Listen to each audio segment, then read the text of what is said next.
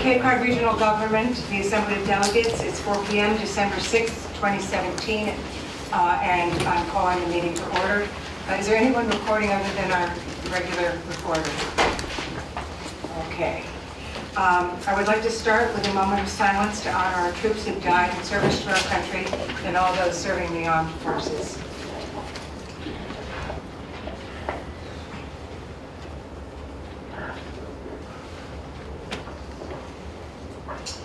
Thank you. Please rise for the Pledge of Allegiance.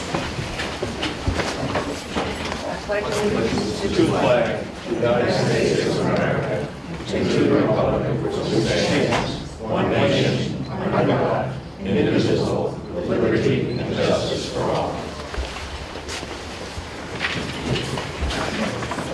Will the clerk please call the roll? We have Edward Atwood calling in. I just don't know if he's on. Edward, are you in? Are you on? Okay. Okay, thank you. Delegate Bergstrom, Here. Delegate Chafee, Here. Delegate Green, Here. Delegate Kanaga, Here. Delegate Killian, Here. Delegate Collin, Here. Delegate McCutcheon, Delegate McManus, Here. Delegate Moran, Present. Delegate O'Hara, Yes. Delegate Oman, Here. Delegate O'Malley, Here. Delegate Princey, Here. Delegate Zern. Here. Madam Speaker, you've got a quorum of 99.07% present. Okay. 99. No, it can't be, there's two people absent. Oh, Ed Frank's the second one. No, Ed's yeah, and Deb is less than 1%. They're very powerful.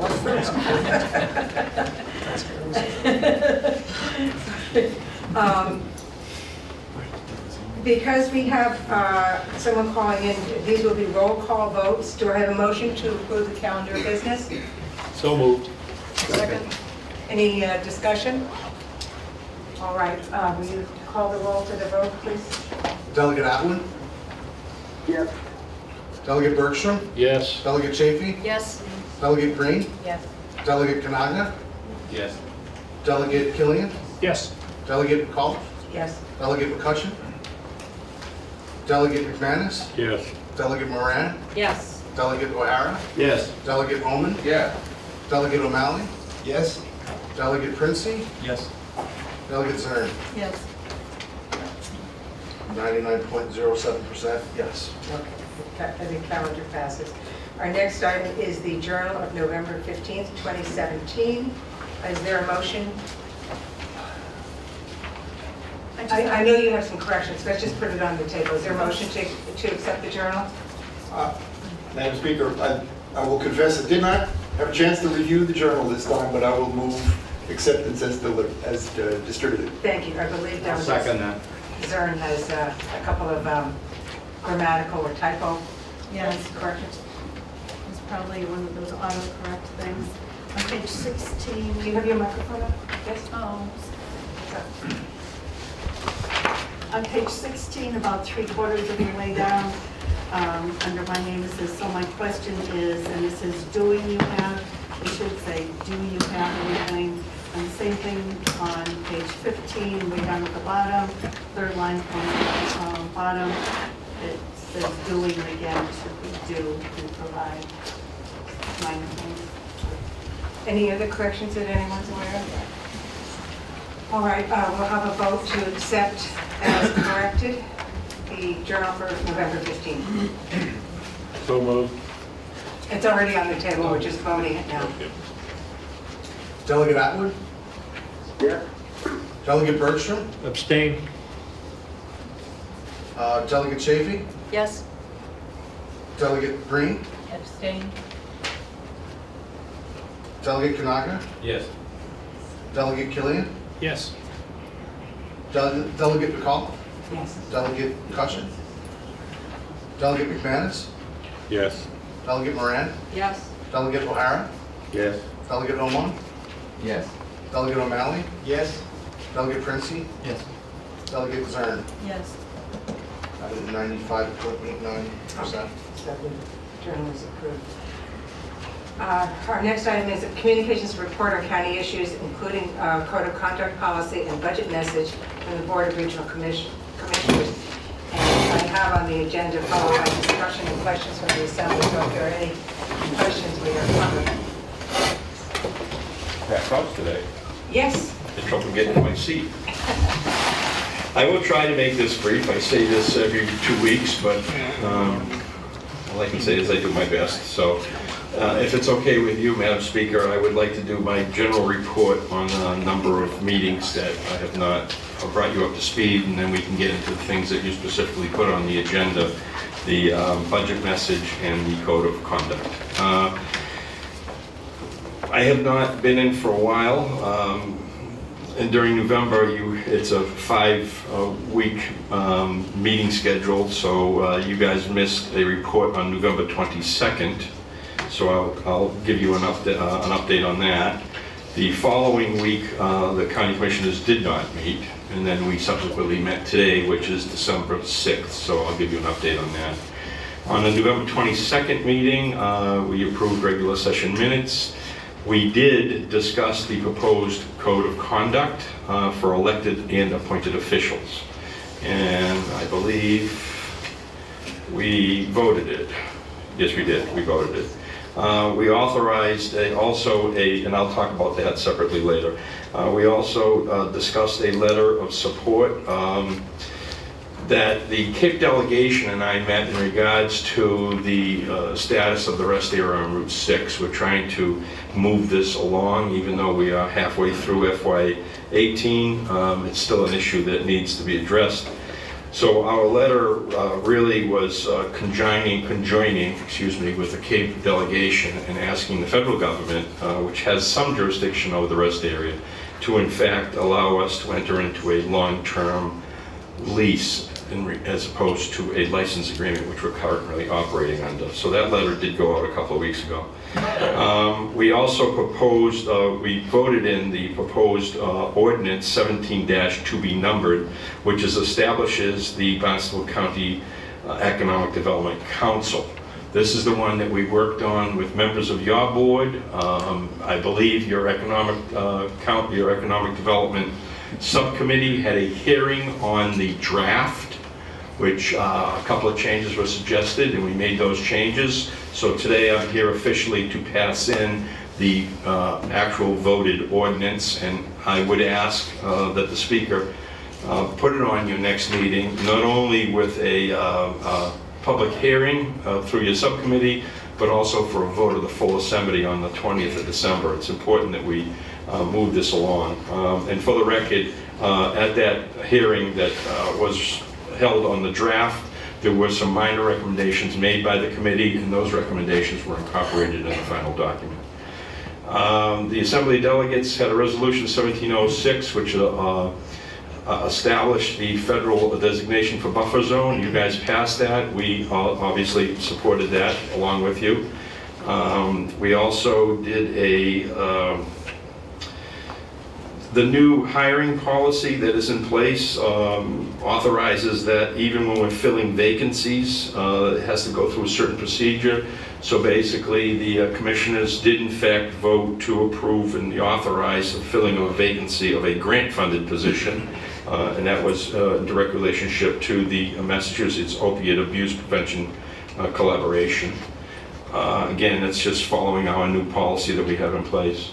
There was a moved and approved authorization and pursuant to the administrator's recommendations to create a human resource director position. Currently, the charter calls for the administrator to be our human resource director, and he wanted to officially create a position and have a individual, which actually this is more housekeeping.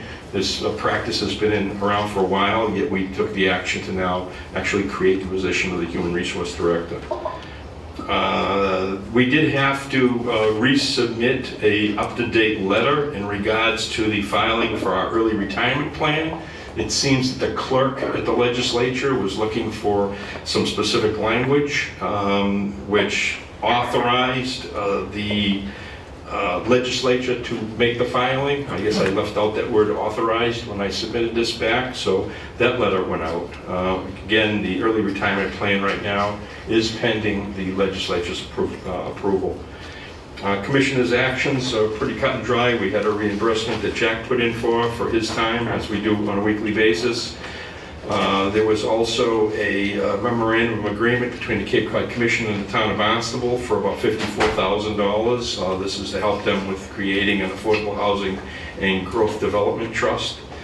We had a sub-award agreement through the Cape Cod Commission and the University of Rhode Island, Department of Resources and Economics, for $75,000. This has to do with the National Oceanic and Atmospheric Administration, NOAA, for Resilient Cape Cod, a path to innovative tools for public engagement. We also had, yet again, another authorization and execution of a sub-award with Woods Hole Institute for $66,000, and this is for the Cape Cod Extension, cooperative extension, I should say, to diversify shellfish and agricultural products in Massachusetts. We had a number of contract awards. One was for the Cape Cod Commission. We awarded the contract, and you will hear in my next report on today that we actually signed the contract for Isotope LCC to perform some work on an hourly basis for the development of when the Cape Cod Commission is looking at a development of regional impacts. And I'll get into that in my next report as we actually sign the contract. We did move to authorize, again, award of a couple more contracts with the County Health Lab for Pro Couriers. That's the couriering service that we use to move the water samples around. Also authorization for a cooperative agreement with the dredge, and we'll be talking about the dredge later. But we now do this quite often, where we encourage the towns to not only get their permits in place, but have a signed cooperative agreement with us ahead of time. And how we do that is the language states, this particular one was for the town of Dennis, and it's for an amount not to exceed a certain amount. This one happens to be $118,000. This way here we can have these agreements and contracts in place so that when the dredge comes available and if all the necessary permits are in place, we can go right to work. There was also an execution of discharge of mortgage. There was a number of them. I won't read them. I think there was 6 in total. Again, that's just stuff that we normally do. I put them in separate motions only because these documents are registered at the Registry of Deeds, and I want in future years, if anyone's trying to come forward and find out when this was actually voted and executed by the county commissioners, they will be easily referred to as opposed to doing them in an omnibus a motion. We also have the execution of certificate dissolving septic betterments, which we voted. And that pretty much wound up November, because again, we did an awful lot in that meeting, and that made it necessary, I shouldn't say necessary, made it not necessary for us to have a meeting last week.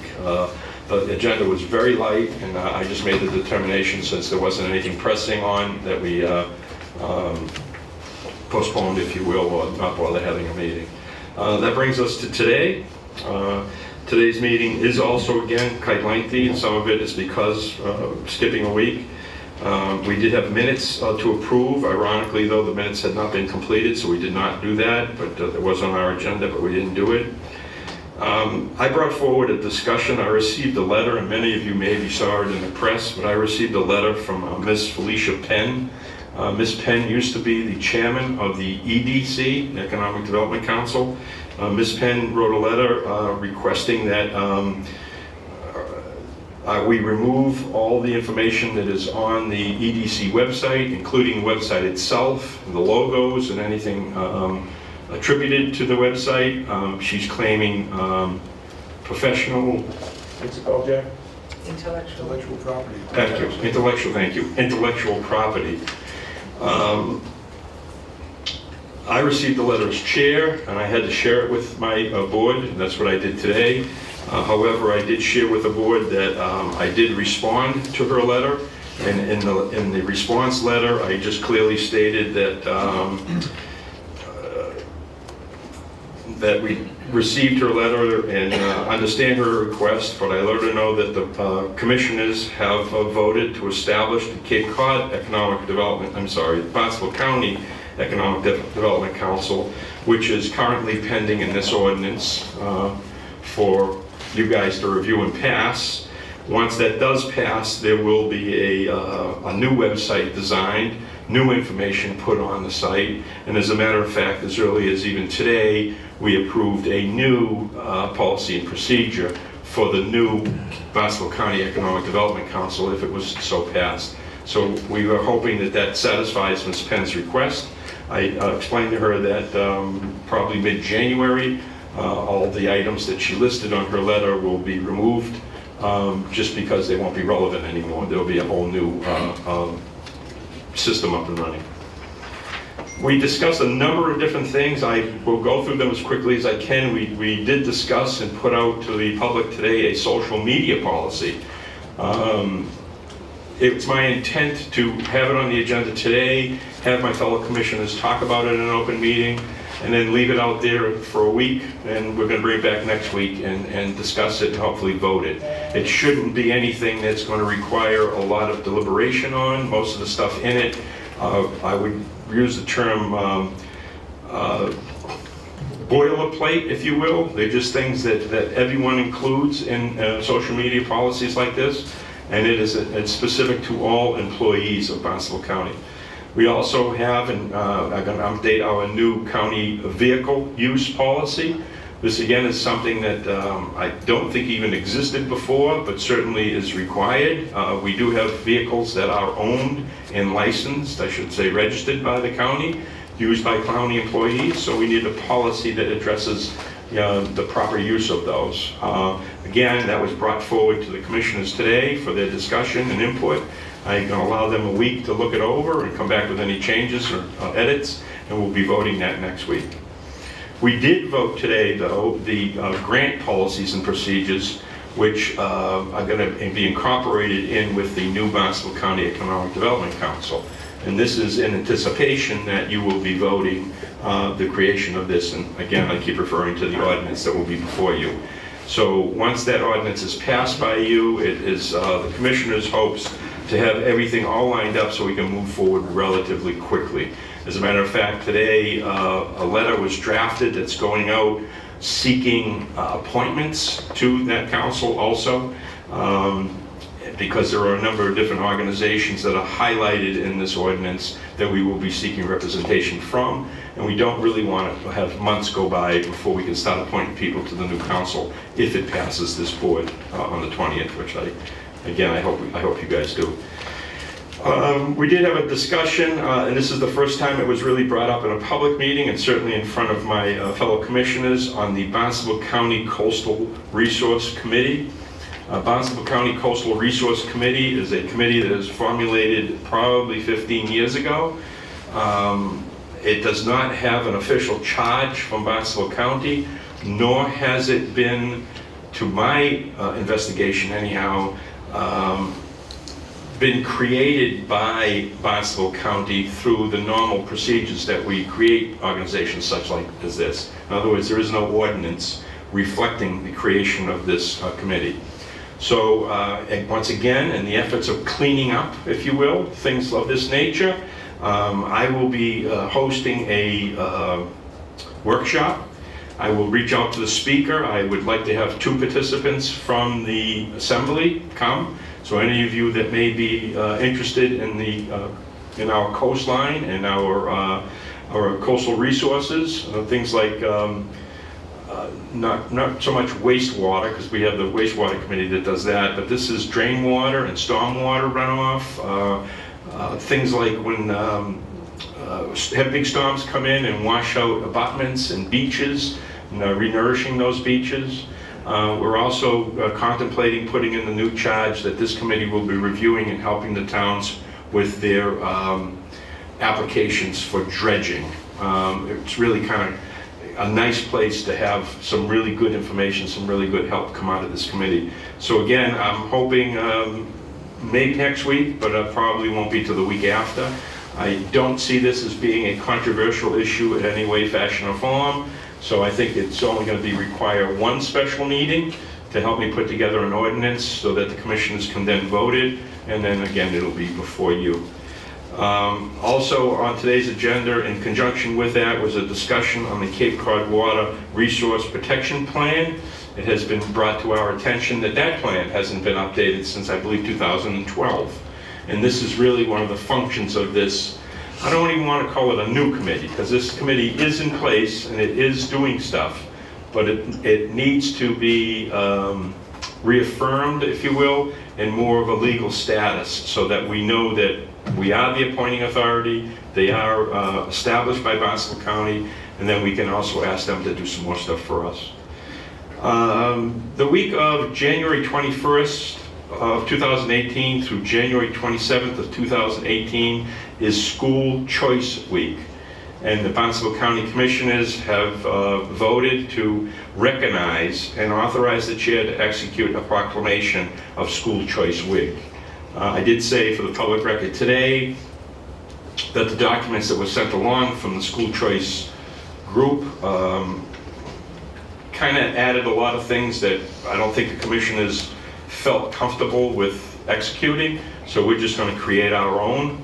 Certainly we don't have a problem in recognizing the fact that, again, January 21st, 2018 through the 27th is, in fact, School Choice Week.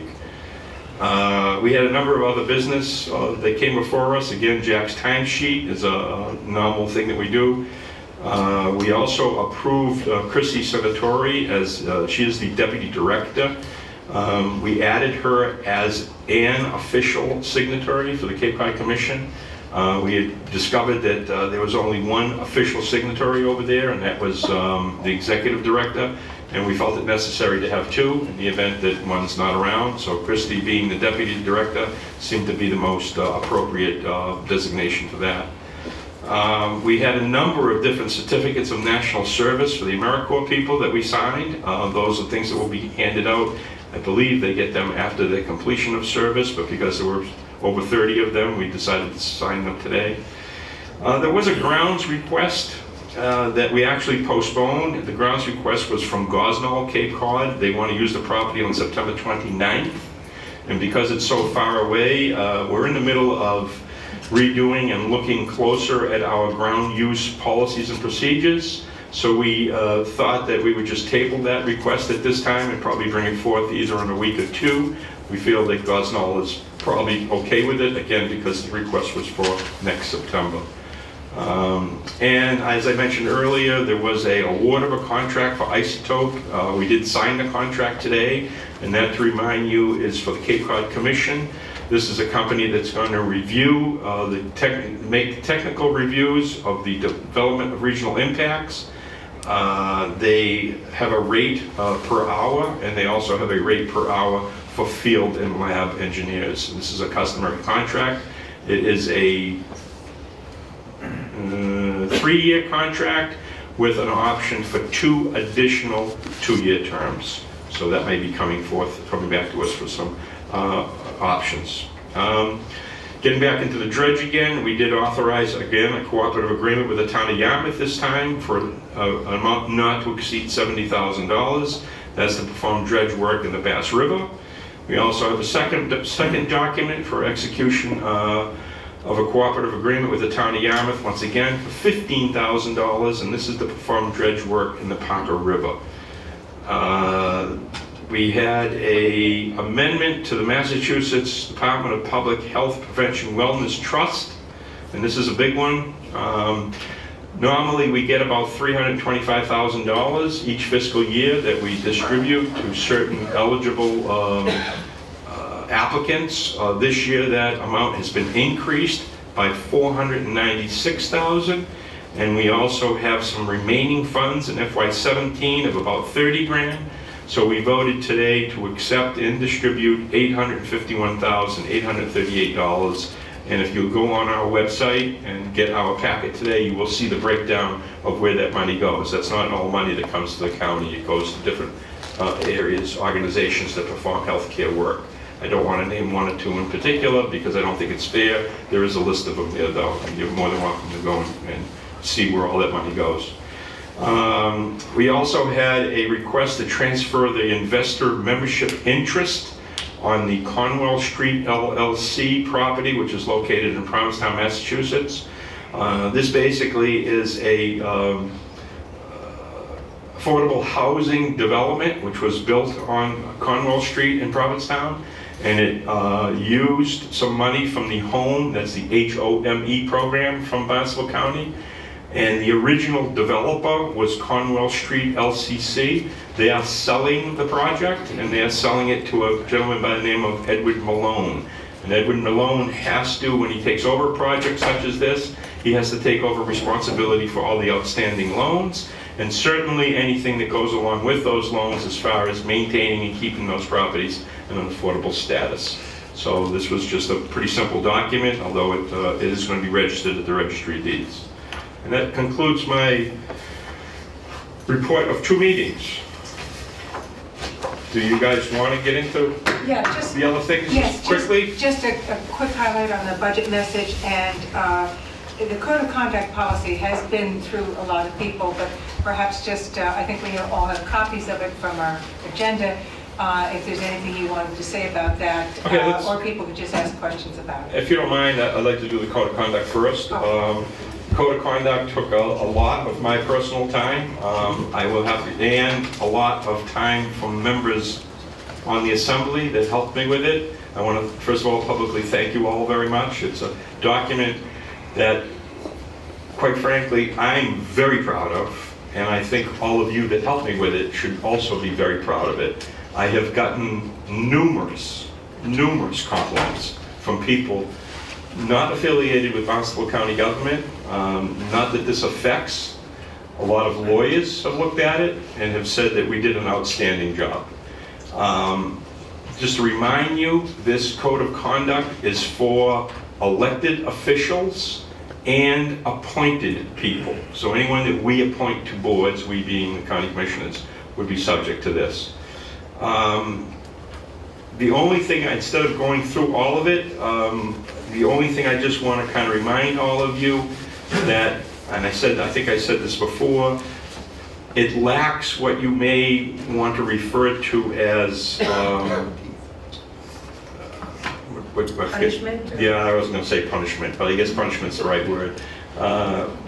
We tried and toyed with the words censure, we toyed with the words sanction, we toyed with all kinds of enforcements, and I am so happy that the county commission has made the decision not to include that, because most of the comments are that this document cannot give anybody authorities that they don't have and aren't outlined either in state law or in the charter. So we were smart to leave it out. It is definitely a document that, once again, is very well written, and I think is going to be a roadmap, if you will, for people who are new to elected positions or appointed positions, to help them really understand and get their head around that they're part of a committee now, or part of a group now, and they have to do things really respectfully. So again, I'm very happy with it, and I've only received absolute positive impact from it. So with that, I'll move to the budget message. The budget message pretty much is similar to last year's budget message. I'm very happy and proud again, once again, to say that it went out definitely in time. I believe the budget message was voted in late September, so it gave our department heads a real sense of where we were going. Some of the things that were in last year's budget, which continue to be in this year's budget, is that the commissioners do not want the budget balanced by using reserve funds. Now, unfortunately, when I wrote this one, I did not have the aid of my editors, so the original document went out and was a little unclear on what we meant by that. So I subsequently sent out a memo to the department heads clarifying that. We all know, the commissioners know, that the budget is funded out of the reserve. I mean, we pass a budget in July 1st, and we begin spending money. Well, we haven't collected any yet. So obviously we use reserves to pay for things. But this was really targeted that we will not balance the budget by using reserves. Many of you that have been here long enough remember the old days where you always saw the line item where reserves was bringing in 20 million, expenditures were 21 million. So what we did is we took $1 million out of savings, and that's how we balanced the budget. But we are suggesting in FY19 that we once again continue that practice and not do that. There was also some discussion in here about the term consideration was put in, and that was really out of consideration for Commissioner Flynn. I certainly, as one commissioner, did not want to be looking at any increased taxes. I certainly don't mind increased revenues, but I didn't want to see increased fees yet. But we did use the word consideration, which gives our department heads a little leeway. Remember, this is a budget message, and it's also a budget development guidelines. So it lets them know that if in case they do want to ask for more money, they can show that they might be making money on the other end. There was language in here which says that we're going to use the projection tools, and we're going to try to use a 3-year average of revenues collected, trying to really average out what we're spending with the monies that we have coming in. In regards to employment, once again, it does specify that we did create a new hire policy. That new hire policy was anticipation of the early retirement plan moving forward. However, as I just reported to you, we are using that new policy now. And even when someone either retires or someone has left or gone on to another position, when we refill that position, it still goes through the things that are spelled out in that new policy rehire, which means it has to go from the finance department through Jack and then eventually come to us for our approval. We did kind of put a flag on new hires and said, as we did in the past last year, no new hires. Also no increase of part-time hours. There's a caveat in that, though, that states that if in fact the department head can show there may be a possible increase of revenue due to the new hire, then we would consider it. And again, that was something else that was clarified in the memo, because some departments, I believe even the Cape Cod Commission is going through kind of a little restructure program in there, so they're going to have some new hires, and they feel that they have now the ability through the guidelines to make the argument why they need them. It was a way that the county commissioners decided to address it, as opposed to using the term county hiring freeze. That means that's really kind of set in stone. We wanted to let people know that we were not excited about new hires, but certainly left the door open that if they could show that there was some income coming in. Because again, this is a development guidelines, budget message and a development guidelines, there's a number of different aspects in here that you, as you read it, have to remember that this is the county commissioners not only to talking directly to department heads through Jack and the finance department, but also to our staff, which is Jack and the finance department. So some of the things in here are not relevant to department heads. For instance, the allocation for OPEB reserve account. We ask that the staff look at trying to find a long-term yearly allocation to be set aside to be put into the OPEB account. We also ask for staff to look at offer the early retirement incentive program, and the county should follow the new hiring policy when backfilling vacant positions. Again, all in anticipations of the early retirement program getting passed. There is a section in here evaluating all positions established by using grant funds. Each position as related grants shall be reviewed and determine whether the county continues to receive the grant and adequate enough to cover the cost of the position. What has happened in the past is we have had grant funds, we've created positions, we've funded those positions through the grant, and then the grant goes away. And now we have this employee that's being paid out of county funds. So we encourage staff to make sure that all grant-funded positions are still bringing in adequate money to cover all of their expenses, and that includes their OPEB and their related future expenses. And if it doesn't, then we should reevaluate these positions and find out exactly how much money is coming from general funds and whether we either want to end that particular employment, or if we want to continue it using general funds. The vote, again, boilerplate stuff, the budget shall reflect any new state and federal laws. We add that every year. We had it in last year. There are a lot of laws that come out that are relative to earned sick time, calculation of overtime, healthcare costs, and we want to make sure we're up to date with all of that. And that really goes to say a lot to creating the new Human Resource Department too, because she does an excellent job at that for us. The capital budget is also reviewed, two separate in this document. We reinstate what's in the charter, and that there will be a capital budget request form listed separately from the county's, from the department head's regular budget. And as you know, you guys are supposed to actually receive that a little before you receive the full operating budget. We also would like to have a separate bond ordinance prepared listing each project and cost, and for any bond anticipations. And the capital budgeting will allow time to contain in the whole new charter. Once again, we really want to, if we're going to bond some of these things, we want to make sure that we have a bonding fund adequate, set aside in the budget, adequate enough to pay for these. Staff shall continue to address the outstanding bonding issue that has been completed by budgeting available revenue. This is number 14. This one goes back to the ongoing problem that was not only identified by our staff, but was reaffirmed by the state auditors, in that we have had a practice here in the past where projects were listed in the budget as a bonding project, and those of us that were around then and voted for those budgets, I'm talking things that might have happened 7, 8, 10 years ago, those projects were never bonded. However, they were built and completed by using what I say as savings money. It was cash that we had on hand. So subsequently, we had a bond authorization. Bonds were never issued, but the project got completed by using our savings account. That has red flagged the auditors department, has first of all red flagged our department first. We knew about it, but we asked them to come down and help us with it. So number 14 is asking staff to continue to address the outstanding bonding projects.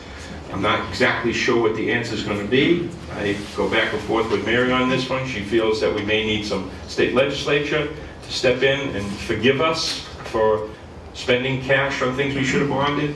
Quite frankly, I think we can do it a lot easier by just having the assembly reverse a ordinance, kind of an omnibus ordinance stating that allowing us to use cash to pay for these projects that should have been bonded. Problem is, we just can't go out and bond because some of these projects have already outlived their bonding life. For instance, I use for example a $500,000 expenditure for pavement 8 years ago. We were authorized to bond 500 grand. We were authorized to borrow $500,000 to do the pavement. That was 8 years ago. We decided to pay cash for it. You can only bond pavement for 5 years. So there's no way we can now go out and bond 500 grand and pay ourselves back. It would not be legal. So staff is continuing to look at that, and I'm sure you will be updated as we come forward with suggestions on how to rectify it. Number 16 is each department shall allocate an estimated of related utilities, phone service, custodial service. This whole paragraph, if you will, was in last year's. So this is an attempt to find out the true costs of each of our departments, even though they may be sharing not only office space or utilities, but we really want to know what the true costs of the departments are, so we can maybe try to come up with some cost savings on that. The Board of Regional Commissioners really do want to create a 3-year strategic plan, and we ask staff to review all services related to not only their departments, but establish an effectiveness of these services so that we can kind of take some of their feedback. We went out with our survey, we got the feedback from the towns. Now we're looking for our department heads to give us a little feedback to help us put together a 3-year strategic plan. And that pretty much rounds it up, except that each department shall explore all services under their jurisdiction and explore the possibilities of reorganization within the departments. This is actually the most pertinent paragraph of this entire document, and it's the last one. Each county department shall explore all services under its jurisdiction and explore the possibilities for reorganization within the department, county regional government, or state and federal agencies to limit the county's liability and to provide better services. Basically, work together. We have to begin to work together. Every department head is doing things that if we just got together, we could do them a lot cheaper. And certain department heads are doing things that they maybe shouldn't be doing, and they might be better done at another department, or maybe even at the state. So we're encouraging all our department heads and staff to do that. Long document, I apologize for No, going thank through you. the whole thing, but once I got going, I couldn't, you should have slapped me. That's all right. I wanted to see if there were any questions. Yes, let's start with Susan Moran. Thank you, Commissioner. Great report. Quick question with respect to the new BCEDC, and specifically having attended the Standing Committee on Economic Affairs with the Assembly. I just saw something that wasn't reflected in the minutes, and I wanted to check with you to see if you mind if it was reflected in the minutes. So with respect to the question I raised about the opportunity for input related to disbursement of revenue funds being extended to the new Barnstable County Economic Development Council, I believe you agreed that might be a good idea. That's the one we put in. Terrific. So if that could be, you would never Check be the language, objection. make sure it's correct of what you intended, but I did take notes at that meeting, and I made those changes when we voted this. But you still, I don't see that as being a major change, so once you guys get it, if you're unhappy with the language, you can tweak it a little bit, and when we get it back, we'll vote it in. But I did bring that specific thing up at our board. Great. And would you object to that being included in the minutes for the Standing Committee meeting? That you agreed to that? Absolutely. It's already in the document, so Great. Thank you. yes, absolutely. Ron? Yeah, Leo, two things. One is, you said that you will not balance the budget using reserves, but obviously, we don't have a predetermined amount of income coming in. It varies year to year, and when you're in the state's in the same situation, so one of the things they do is they build a rainy day fund up. So if you spend too much, if you don't get enough revenue one year, you use the money from the rainy day fund. If you get more money the next year, you put it back in.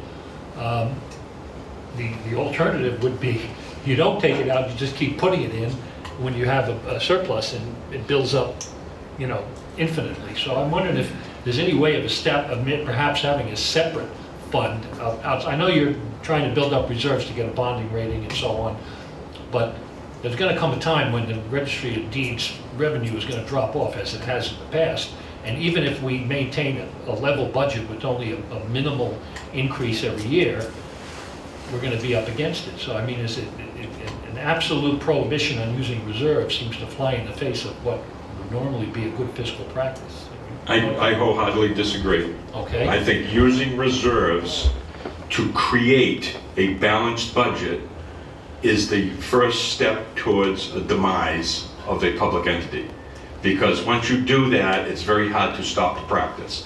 Now, I do agree with you that if you create a balanced budget with anticipated revenues, and those anticipated revenues do not come in, it does not preclude you from, in May, within the fiscal year, making a reserve fund transfer from those reserves into the general funds so we can finish the year out. Or you start laying people off for the last couple of months, or you make drastic cuts in the budget. But yes, the option mid-year is there, if you have reserves, to take them and finish the year out. That's all I'm saying, is that. But that's not what's said in the budget message. The budget message says you shall not create a balanced budget by the use of reserves. Because that's starting day one saying, we're only bringing in 20 million, but we're gonna spend 22 because we have 2 million in reserves. I understand, we're arguing over words here, but the other thing is that you were around a few years ago when the real buzzword was regionalization. The county is going to reach out and we're going to provide services for the towns that was going to save them money. In other words, we could do things more efficiently. However, you have in your budget message saying that any new hires and so on would have to show that they had the revenue to cover what the services they provide.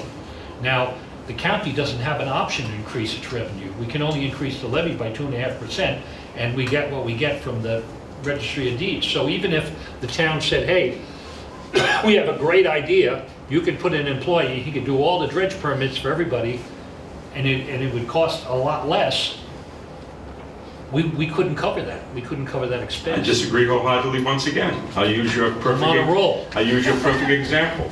Yeah. Okay, it makes sense for one person to be managing all the dredge permits Right. across the Cape.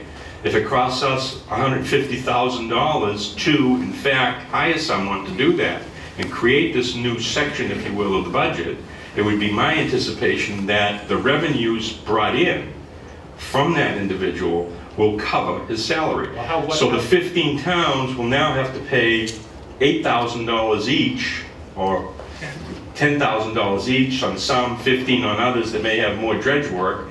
They are getting a huge bang for their buck, because there's no way they're gonna get someone to do the dredging in their town for 15 grand, yet each town will be paying a little bit. So we don't- We did this with planometrics. There's no way every town was gonna come up with hundreds of $1,000s to do the flyover.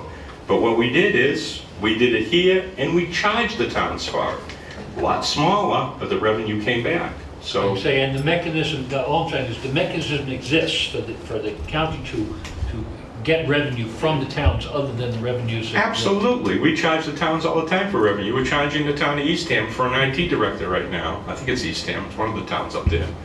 And that's being looked at in the IT department. We're looking at, instead of having one individual work only for one town, that individual will take on all of the Lower Cape, spread that cost out from all the towns prospectively, so that the smaller towns aren't paying as much, everybody's getting the service they're providing, and we have this one individual now performing work for a number of the towns on Lower Cape instead of just one.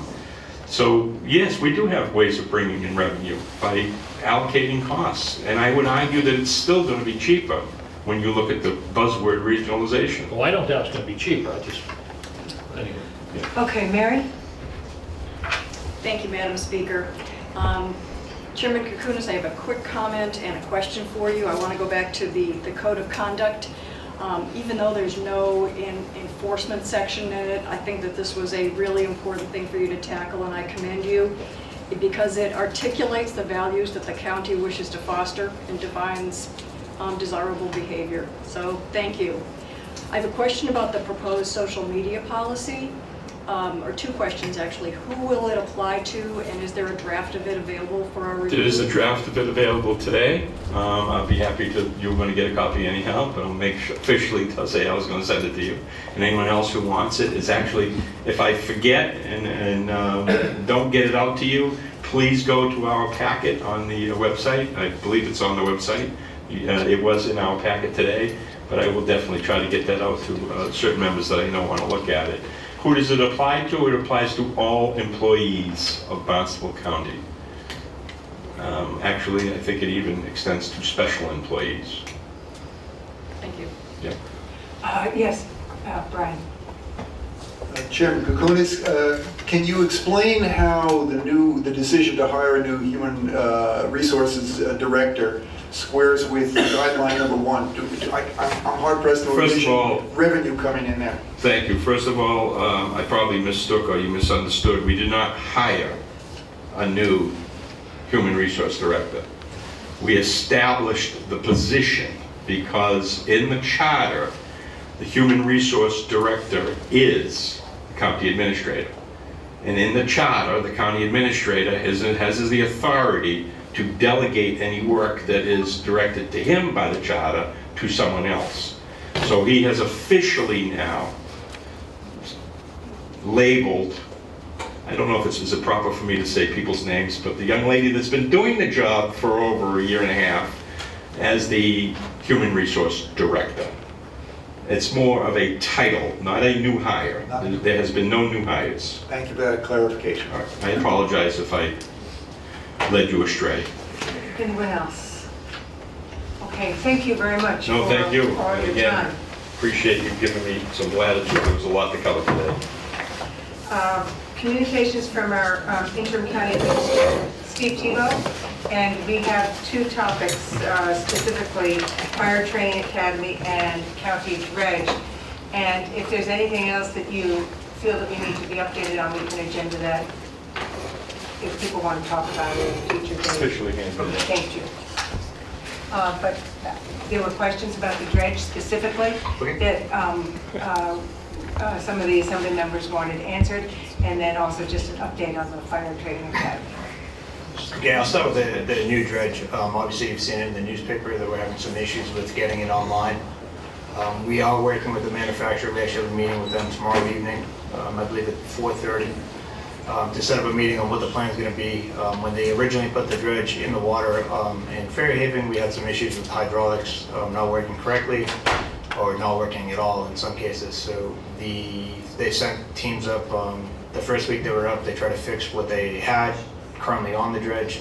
Now they're in the process of removing the current hydraulic system and they're shipping it back down to their home headquarters.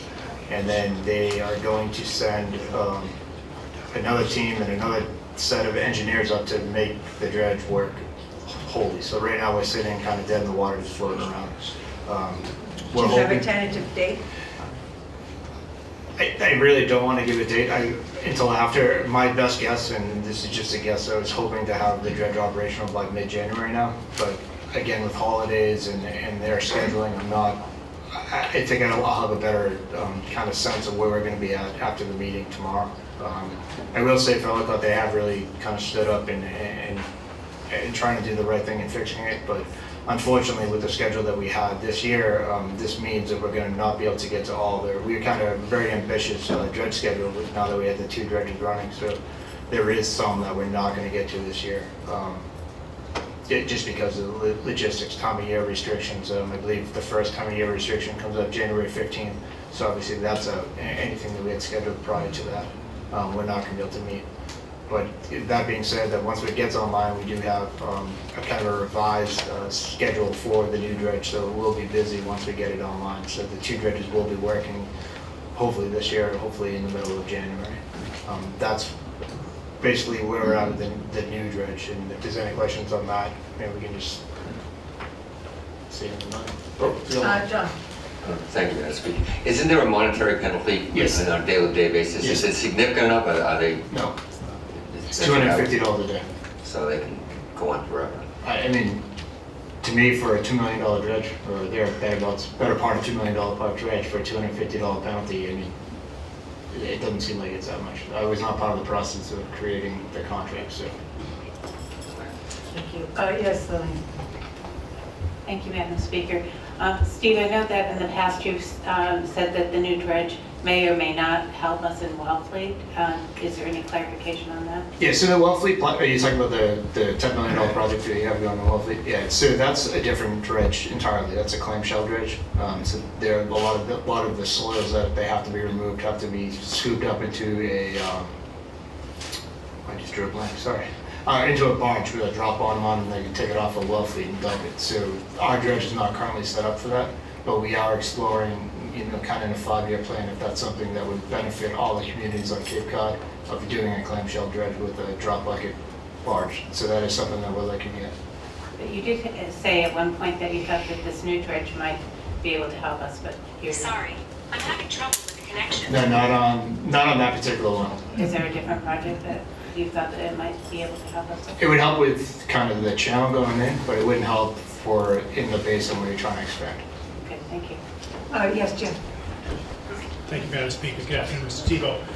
Tebow. This dredge was supposed to be online a few months ago, if I'm correct. I want to say it was July 1st, Yeah, it's been but I'm months. not yet. Do you know how this is going to impact the budget for 18?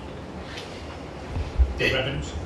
Well, obviously it'll decrease the revenue, but we haven't staffed the new dredge, so the monetary outlay for us part will fall in line. So the jobs that we have, the projects that we have, will staff up for it. So it'll be a net neutral. It's an enterprise account, so obviously we can't go either way, either profit or under. So when we go to staff up for the new dredge, we'll staff up.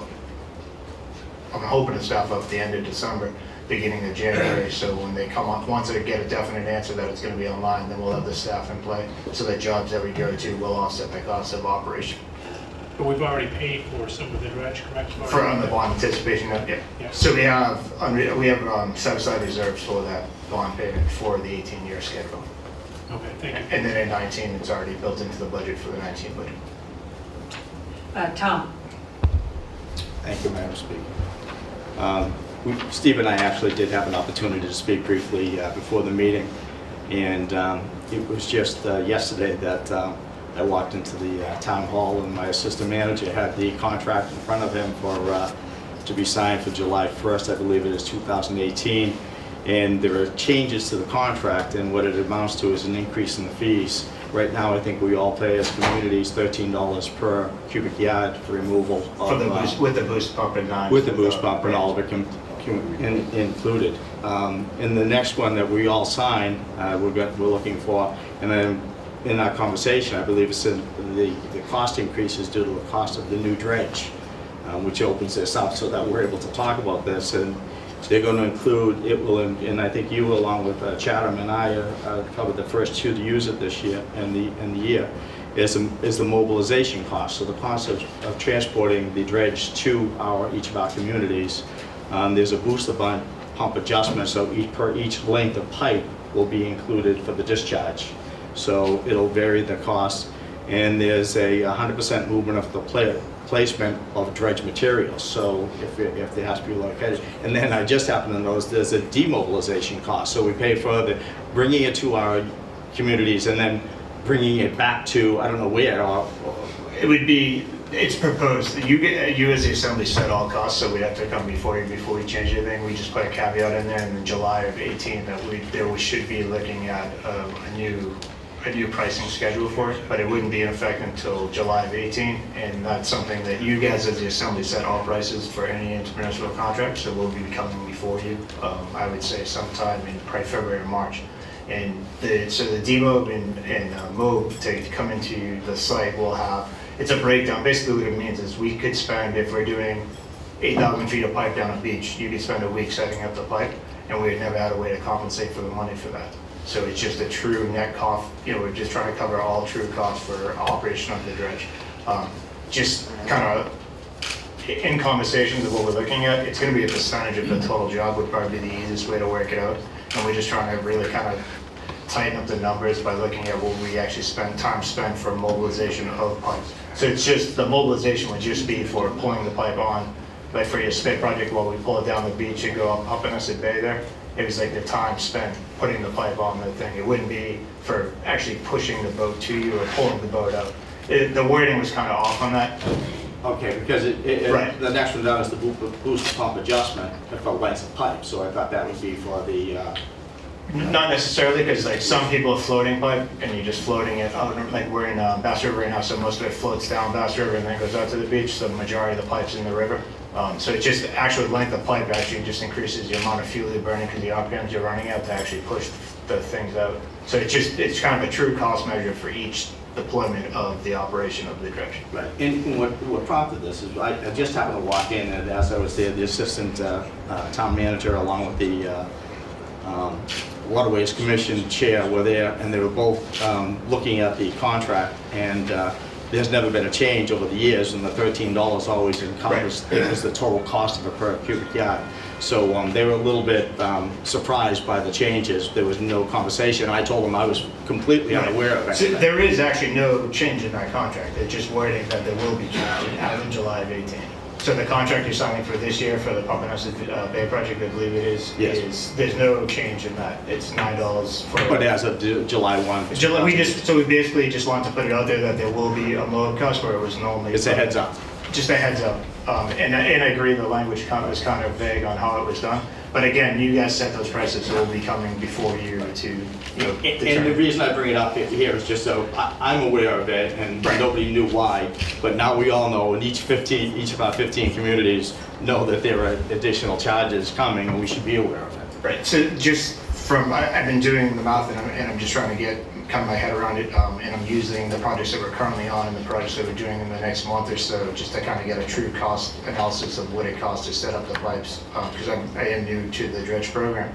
The way I'm looking at it now, it's probably going to be somewhere between like 8 and 12% of the total job is going to be the mob and demob.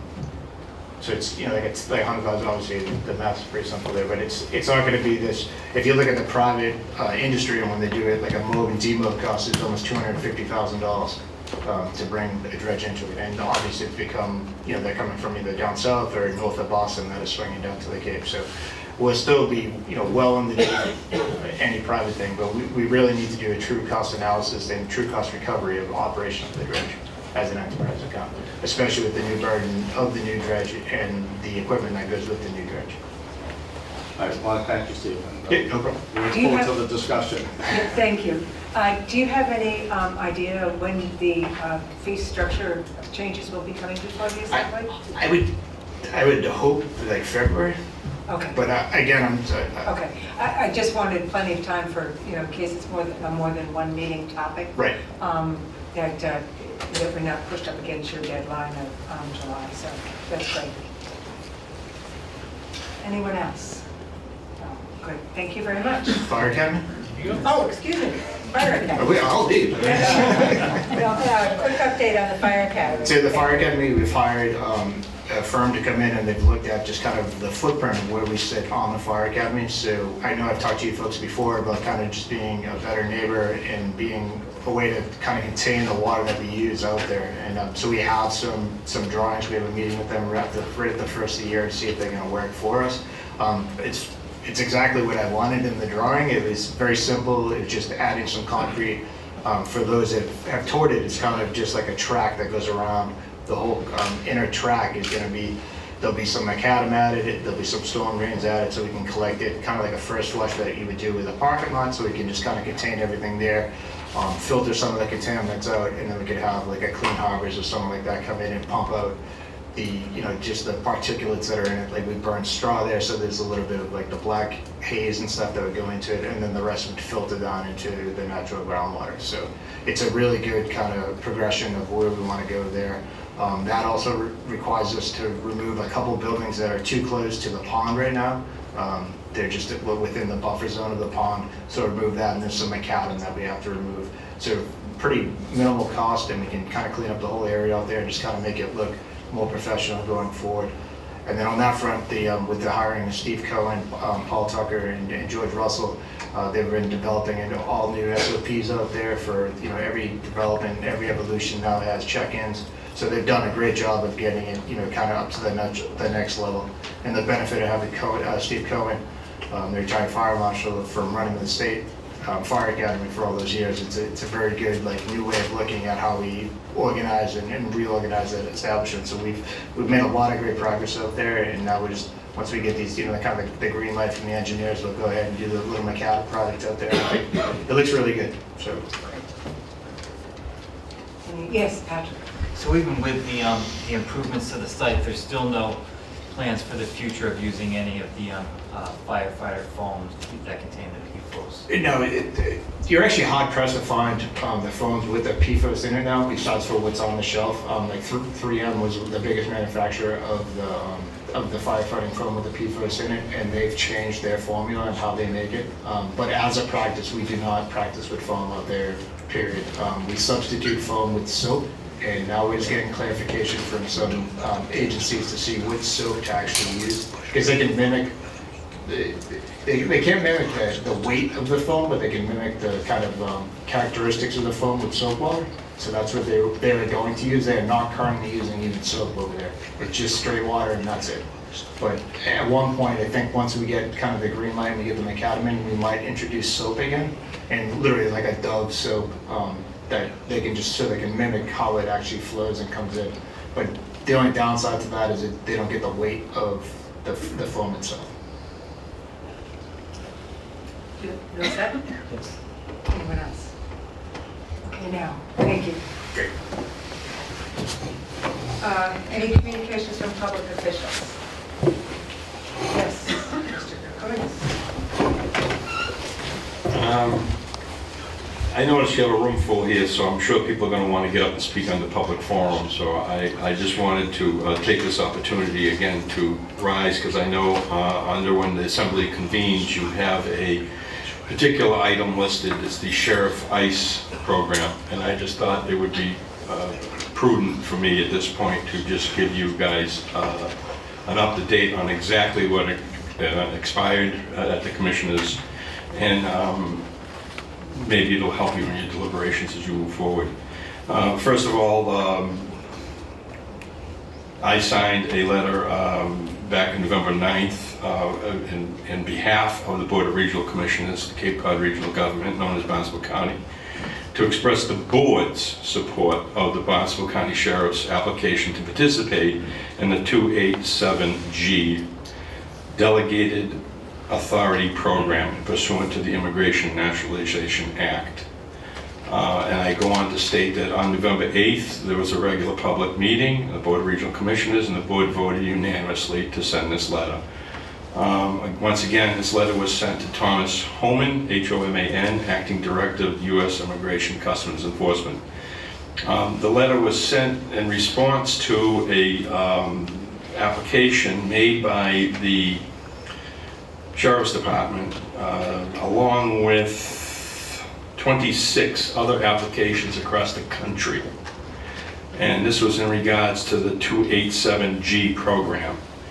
And on November 14th, there was a review of those 26 applications. And the review committee will make its final recommendation to the federal government as to who should be selected or who they have selected from the 26 applicants. So any letters now that are deemed to be generated or positions to be taken by you, I would contend may be a moot point because the decision has already been made. We do not know if the Sheriff's Department has been selected out of one of the 26 or not. That information has not been made public yet. I believe it's probably shortcoming, but right now I do not have anything to report on you on that. The only other thing I do want to say, and again, I rise during this section because I don't want to interact and have public comment back and forth or discussion with you, but I wanted you to be aware of why the county commissioners voted the way they did.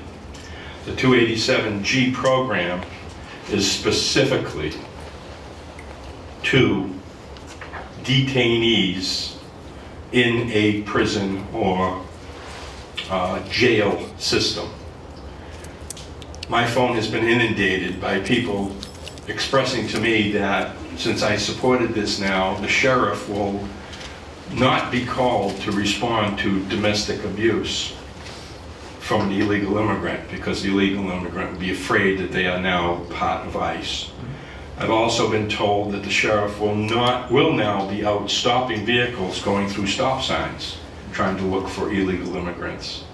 I've also been told that many people will not want to call and report something to the sheriff because they're afraid they're having maybe some illegal immigration situation going on.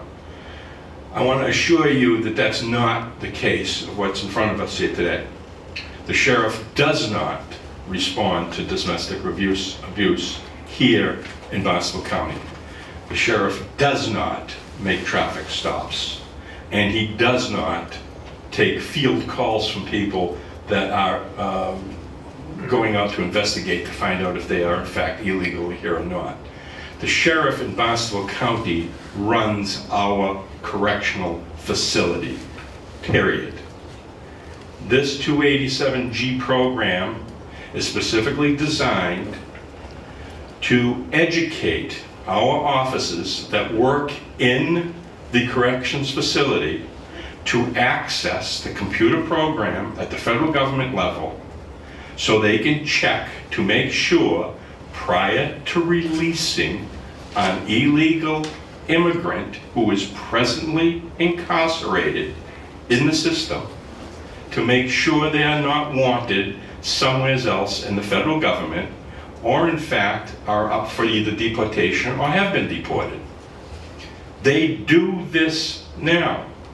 However, because they're not trained to use the program, that sometimes takes 3 to 4 days.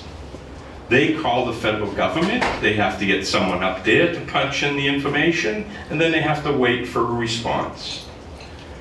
It seems to me a common sense farmer and your commissioner that it would make sense to do this, because if an individual is here, incarcerated, and about to be released, and is not wanted by the federal government, if we train our officers to be able to use this program, they will be released that day, as opposed to having to sit in jail for 3 more days to find out and wait for the government to get back from them.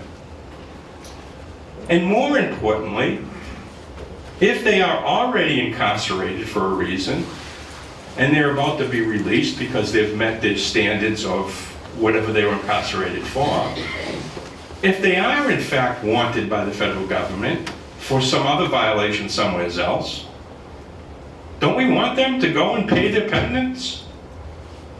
This is a no-brainer, an absolute no-brainer. All I ask you to do today is that you hear testimony in front of you, take it all for what it's worth, and vote and understand what this program is for, and all it's for, to educate our law enforcement people who are presently employed by the county, by the Sheriff's Department, so they can learn how to access the federal programs and run the computers, so they can do the background checks here quicker and easier. This does not give them any authority to go out and make traffic stops, to respond to domestic abuses, or anything else. I just want to end it by reminding you that across the country, every county is faceted and operates differently. We are not Barnstable County government. Remember that. We are not like Dade County, Florida. We do not have a police force. The Sheriff's Department is run by the state, even though it's called Barnstable County Sheriff's, and he has certain things that he can do. He runs our detention centers, period. Madam Speaker, Thank you. a lot of the testimony there was repetitive of what we. Okay, we have communications from members of the public. We have a lot of the public here.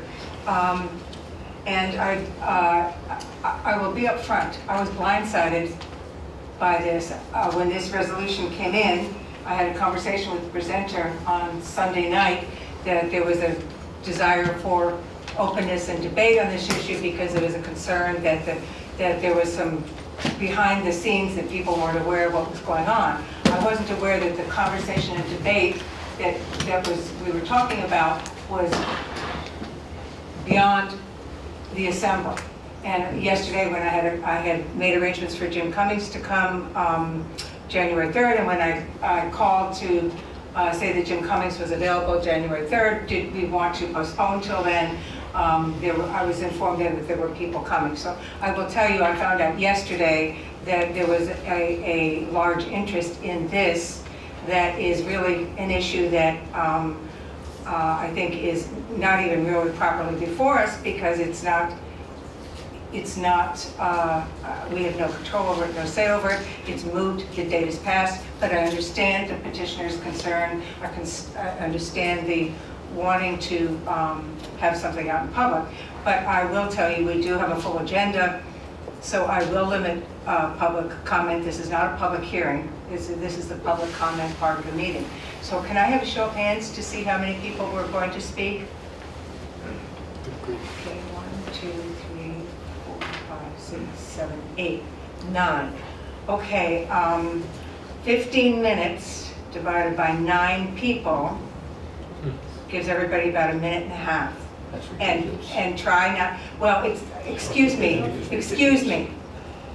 I cannot have public debate on this. I am trying to handle a meeting that I was blindsided by an attempt to have an agenda that I was not aware of. And for assembly members going forward, if you want to have people coming in and you know they're coming in, you need to let the speaker know, because I put together a full agenda and I plan agendas several meetings out, so it's not fair to the group. Did you have a comment? A question on the process. Well, what I'm going to do is, I think there's a sign-up sheet. I will go down that sign-up sheet. Please don't repeat. And please, I will tell you, my conversation with the sheriff, there's a lot of misinformation out there, so I think a lot of people want to express their opinions, and this is something that is before the assembly for a potential vote or not. We may decide not to vote because maybe we want to have a conversation and questions answered by the sheriff. But I understand that people came and they want to be heard, but I cannot have this meeting hijacked because I have a full agenda, and this is a public comment period, not a public hearing. Yes? So I would definitely want to hear from the sheriff. My question is about process. Is there a potential to have this hearing over 2 meeting days? This is not a hearing. I mean, This is public comment for today's meeting because we have a resolution on the agenda. can we stretch it over 2 meetings? Well, I To have the sheriff had informed the resolution presenter that I have the sheriff available on the 3rd, and we can agenda that. But because there are people coming, he wanted people to have the opportunity to talk today. So we will allow, we have, it's 5:15, we'll go to 5:30.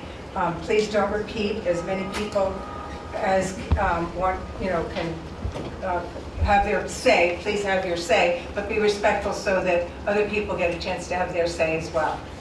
And yes, Ron. Yeah, just, I agree with you, but unfortunately, we've already had a speaker, and he's already talked over a minute and a half. Matter of fact, probably considerably over a minute and a half, so I mean, it's kind of unfair for him to give his comments and his opinions, and then to tell everybody else that they're limited, so. But it's up to you. Well, I think it's unfair that the agenda gets hijacked, and I don't believe that it's necessary. We're going to end up probably postponing some of our agenda to another night. But I have 8 people signed up here. Madam Speaker, I somewhat resent the implication here that the agenda's been somehow hijacked by what I did. This resolution was introduced 3 weeks ago. This is public notice. The fact is, I did not bring all these people here. The word has gone out in the community. The level of interest in this issue, it's been well publicized. I've been getting calls. Everybody's been getting calls about it. And quite frankly, the fact is that this hearing, that this resolution was on the agenda. People showed up to talk.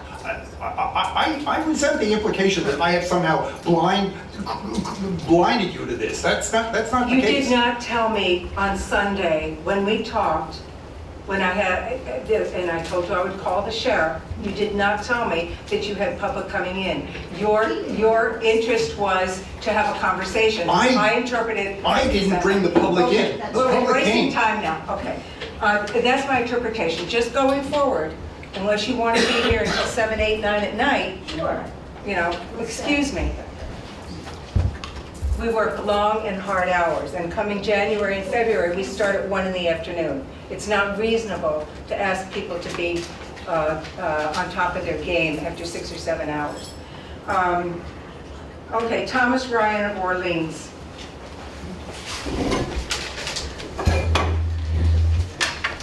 Thank you very much. Thank you. I do not know Mr. O'Malley. He did not ask me to come. I came on my own as a citizen, not as a hijacker. I understand Mr. Leo Kukunis' statement. I understand this is not the sheriff going out like in other parts of the United States. I've been involved in churches and with immigrants in the churches and in the justice system for a very long time. One recent case in August shows that Sheriff Cummings can do what 287G calls for anyway. And he gave a woman who had been, a young mother who had been serving a sentence for a very minor crime, and gave her immediately over to ICE without any kind of a process that she understood. With Catholic Social Services lawyers, we had her released today. And the immigration judge said today that the whole process is screwed up and crazy, and taxpayers paid for 4 months of incarceration of this young mother.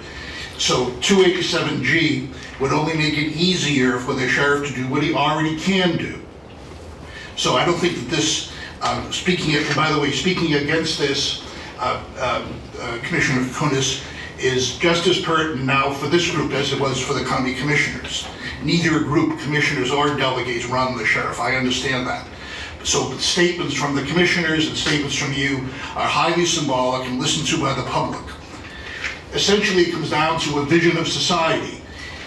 You know, the letters to the editors today in the Cape Cod Times, Commissioner Beatty charted out a very dark vision of our society with immigrants living together. So you could either go that way or vote for this kind of a resolution. Thank you very much. Thank you. Wayne Bergeron.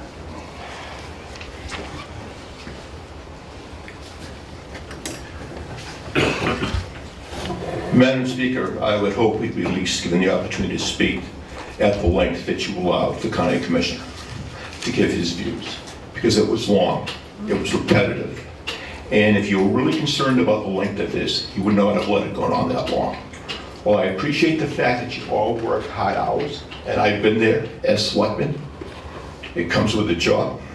This is being done properly in terms of, and while your time is important, the time of everybody who bothered to show up is important. You represent the public, and the public has a right to respond to this process.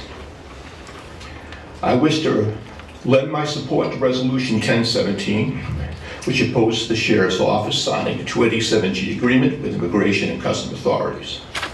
This resolution is timely and necessary. There is an undeniable climate of hostility that exists in this country towards our undocumented immigrant population.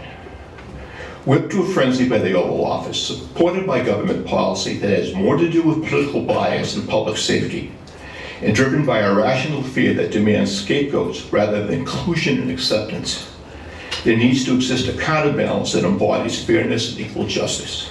This resolution works towards that goal.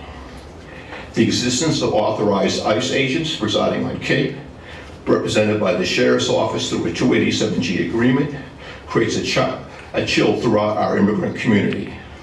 Our immigrants, both documented and undocumented, are people who work here, provide services, pay taxes, and are crucial to our diverse economy.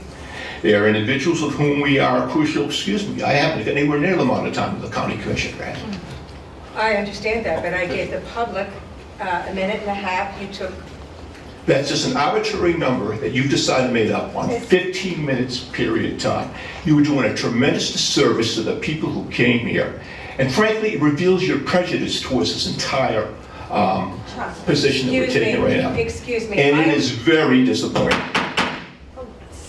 I'm adjourning this meeting right now. Do whatever you want. Yes. That's We're done. We're done. Disgraceful, yes. As a member of the public, I wish to have my voice heard that I find this absolutely unacceptable. We all came tonight to talk. Speak to the press. Get the permission. And you. Jeff, we get a lot. Assembly will convene for members of the public. When the assembly convenes, the business is at the table to the assembly. I would also tell the members of the public that we do have Sheriff Cummings scheduled for January 3rd, our first meeting in January, and that's an opportunity if people wanted to give comment then, and if people want to hold on the resolution until January 3rd, that's a possibility as well. The Assembly is convened, so we have proposed resolution 1709, Pilgrim Power Plant submitted by Delegate O'Malley. Next.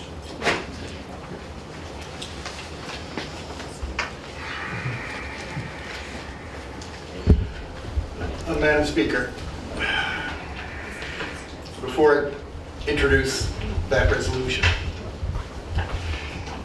it is my understanding of our usual process that when there's a resolution on the floor, on the agenda to be discussed by the Assembly, that it is appropriate for the public to offer comments in the time allotted to public communications. I introduced this resolution. Are you introducing 1709? No, I'm commenting on what just went before us. We are recognized to introduce 1709. We'd like to hear your comments, Brian. Well, you're not running the meeting. Would you please introduce 1709? Resolution 1709 simply serves to affirm the votes of every community on Cape Cod that the governor is to be encouraged to do everything within his power to see to it that the spent fuel rod assemblies stored in the pool up in the attic of Pilgrim Nuclear Power Station are removed as expeditiously as possible to dry storage. This resolution echoes almost to a word the resolution that every single town has passed at its Springtown meeting, and which just a month ago the town of Barnstable approved. I will say that the approval for these resolutions ranged from an absolute low of 81% approval in the Brewster Town meeting to 100% approval in the Provincetown meeting, 99% in Orleans, and 91% in Barnstable. It is therefore, the governor represents the only individual in the Commonwealth of Massachusetts who has really anything to say. As we all understand, nuclear power stations are entirely under the jurisdiction of the Nuclear Regulatory Commission, federal government. And essentially, anyone at the state level has been precluded from having anything to say. However, the governor, as chief public safety officer for the state, does. And so it's the intent of this resolution to simply affirm what our communities have already voted, which is to encourage the governor to make every effort to get these fuel rods out of the water and into dry cask storage, which is at least safer. I will not use the word safe. I think it's pretty straightforward. We're simply backing up what our towns have already voted. And I'll leave it with that. Thank you. So you're moving the resolution? I move the resolution as distributed. I will refrain from reading it. Second? Second. Any discussion or questions or comments on Resolution 1709? Mary? Thank you, Madam Speaker. I support this resolution, and I have just a couple of suggestions, perhaps, for consideration. Whereas this resolution resolves to communicate our expectation, I wonder if we could make that a little bit stronger, because dry cask storage is a temporizing measure. We know that because there's no current federal storage facility available. I do understand that the current administration wants to restart the licensing process for Yucca Mountain, which had been proposed for many years as a permanent storage solution. So until the federal government takes action, either to license Yucca or to create a different place, moving waste to dry cask storage is a good step, but it's a Band-Aid. So I wonder if there would be value in adding language like, and to advocate for establishment of a federal storage facility. The second piece I would put on the table also is to consider whether adding to the final statement, the clerk of the assembly is authorized to have delivered to the governor a certified copy of this resolution, perhaps also to Matthew Beaton, Secretary of Energy and Environmental Affairs. Thank you. Are those amendments? Yeah. Yes. Second. Okay. So on the amendments, any discussion on the amendments of, yes, Jim? Just to clarify the amendment, you're seeking to add into this resolution language that we contact our federal representatives to move this along. I mean, the facility's already been constructed. It's just it's been precluded from being used for political reasons. So what is the intent of your amendment? Just to reach out to congressional or Senate representatives to try and get some action on this? My amendment goes to adding, not just to communicate to Governor Baker about our preference to move the waste to dry casks as soon as possible, but also to look at the longer term, to advocate specifically for establishment of a federal storage facility. But how do you propose to do that, Mr. Speaker? How do we propose to craft that language? Are we going to reach out to our federal representatives to move that process forward? Which I would recommend we do. I mean, I think we've had this conversation before. That would probably be the most beneficial, rather than just try to push this through the state. I agree completely. We're looking at a couple of different pressure points, so to speak. Dr. O'Malley crafted this specifically to communicate to Governor Baker so that he could do everything that he could. But if we were to add language about advocating for establishment of a federal storage facility, that could be included in a resolution communicating our interest in that to Governor Baker, but also certainly to elected officials who have the ability to influence that. Yes. Anyone else on the amendment? Yes, Lillian. Thank you, Madam Speaker. Perhaps if we also send this to not only Mr. Beaton, but to our state and federal representatives and senators, that might cover both concerns. Yes, Brian. With respect to both of these offered amendments, I think they're both appropriate, certainly. Clearly, long-term storage is absolutely the idea. The dry casks sit a few feet above sea level over in Plymouth, and that's not really safe. The only reason those were not included is because this resolution, it echoes almost to a word, with the exception of little town-specific details, the language that was on every town meeting warrant last spring. So basically, this is just a mirror of what the towns already voted, which is why that language was not included. This was crafted by others beyond me. So I would support both amendments. I don't see any reason why we couldn't, strengthen the language, sure. Lillian. Yes, and I do agree.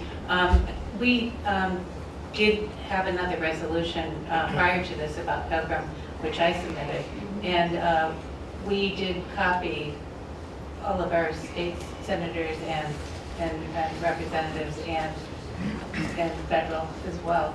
And perhaps that same list should be used again from the previous resolution. Yes, Ron.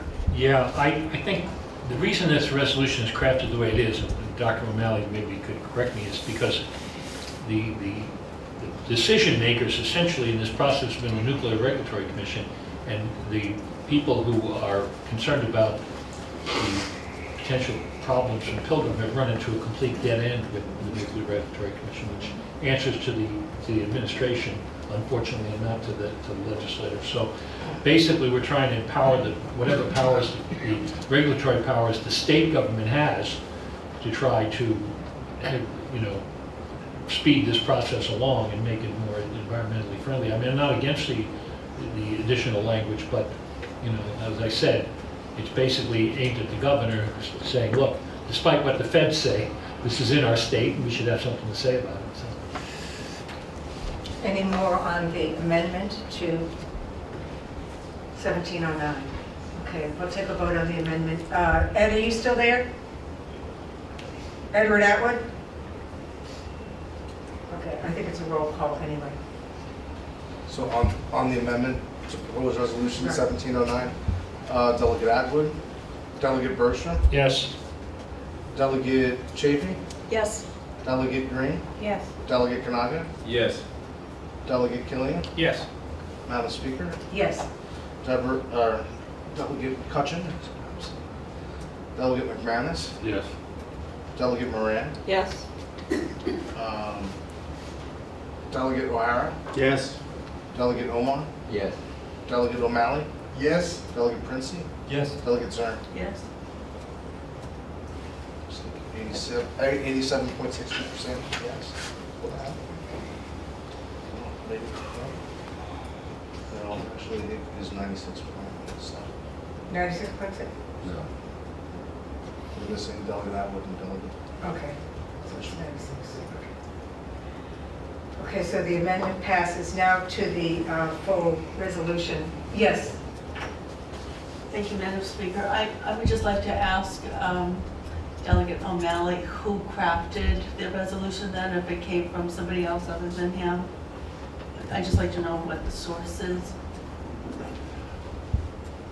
Through you, Madam Speaker, I did not craft this. This was crafted by, this was, as I say, on every town meeting. I don't even know who put this together. I presume the people of Cape Downwinders group, which has been spearheading this effort, but I truly don't know. I copied the language from my own town meeting. You know, this is the copy of the article that was passed at my own town meeting, and I used that as a template. I only modified it for certain words that spoke to the town. thank you. Okay, ready for a vote? On 1709 as amended. Vote on proposed resolution 1709 as amended. Delegate Atwood. Delegate Bertram. Yes. Delegate Chafee. Yes. Delegate Green. Yes. Delegate Kanaga. Yes. Delegate Killian. Yes. Madam Speaker. Yes. Delegate Cutchin is absent. Delegate McManus. Yes. Delegate Moran. Yes. Delegate O'Hara. Yes. Delegate Oman. Yes. Delegate O'Malley. Yes. Delegate Princey. Yes. Delegate Zern. Yes. Have a 96.77%. Yes. Okay, proposed resolution 1710, proposed by Delegate O'Malley.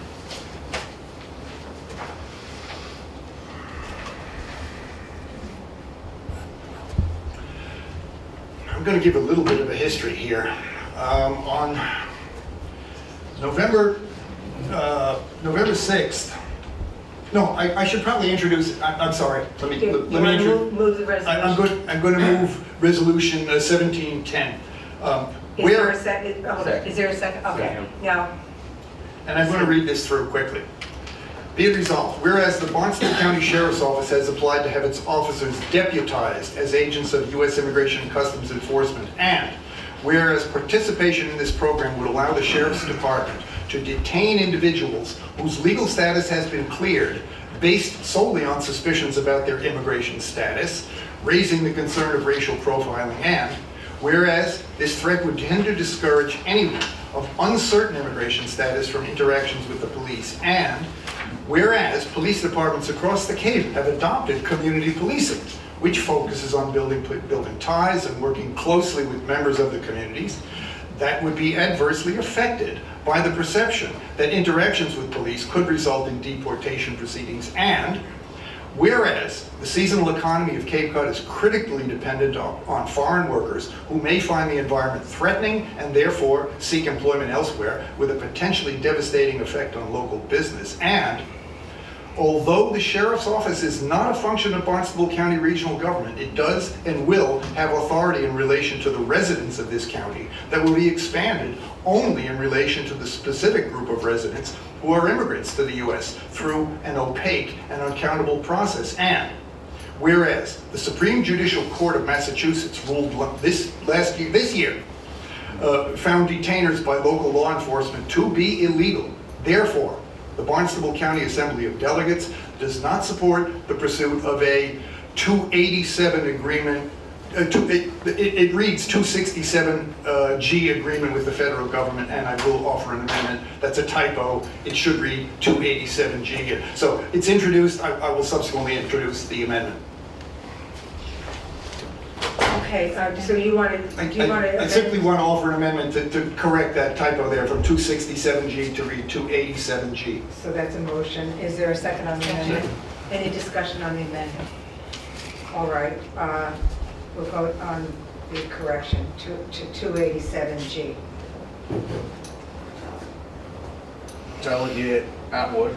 No, I think he's gone. He's gone. Delegate Bertram. Yes. Delegate Chafee. Yes. Delegate Green. Yes. Delegate Kanaga. Yes. Delegate Killian. Yes. Madam Speaker. Yes. Delegate McCutcheon is absent. Delegate McManus. Yes. Delegate Moran. Yes. Delegate O'Hara. So, if I can interrupt you, so we're voting to, This is just an amendment to change the number from 267 to 287, the correct number. yes. Delegate Oman? Yes. Delegate O'Malley?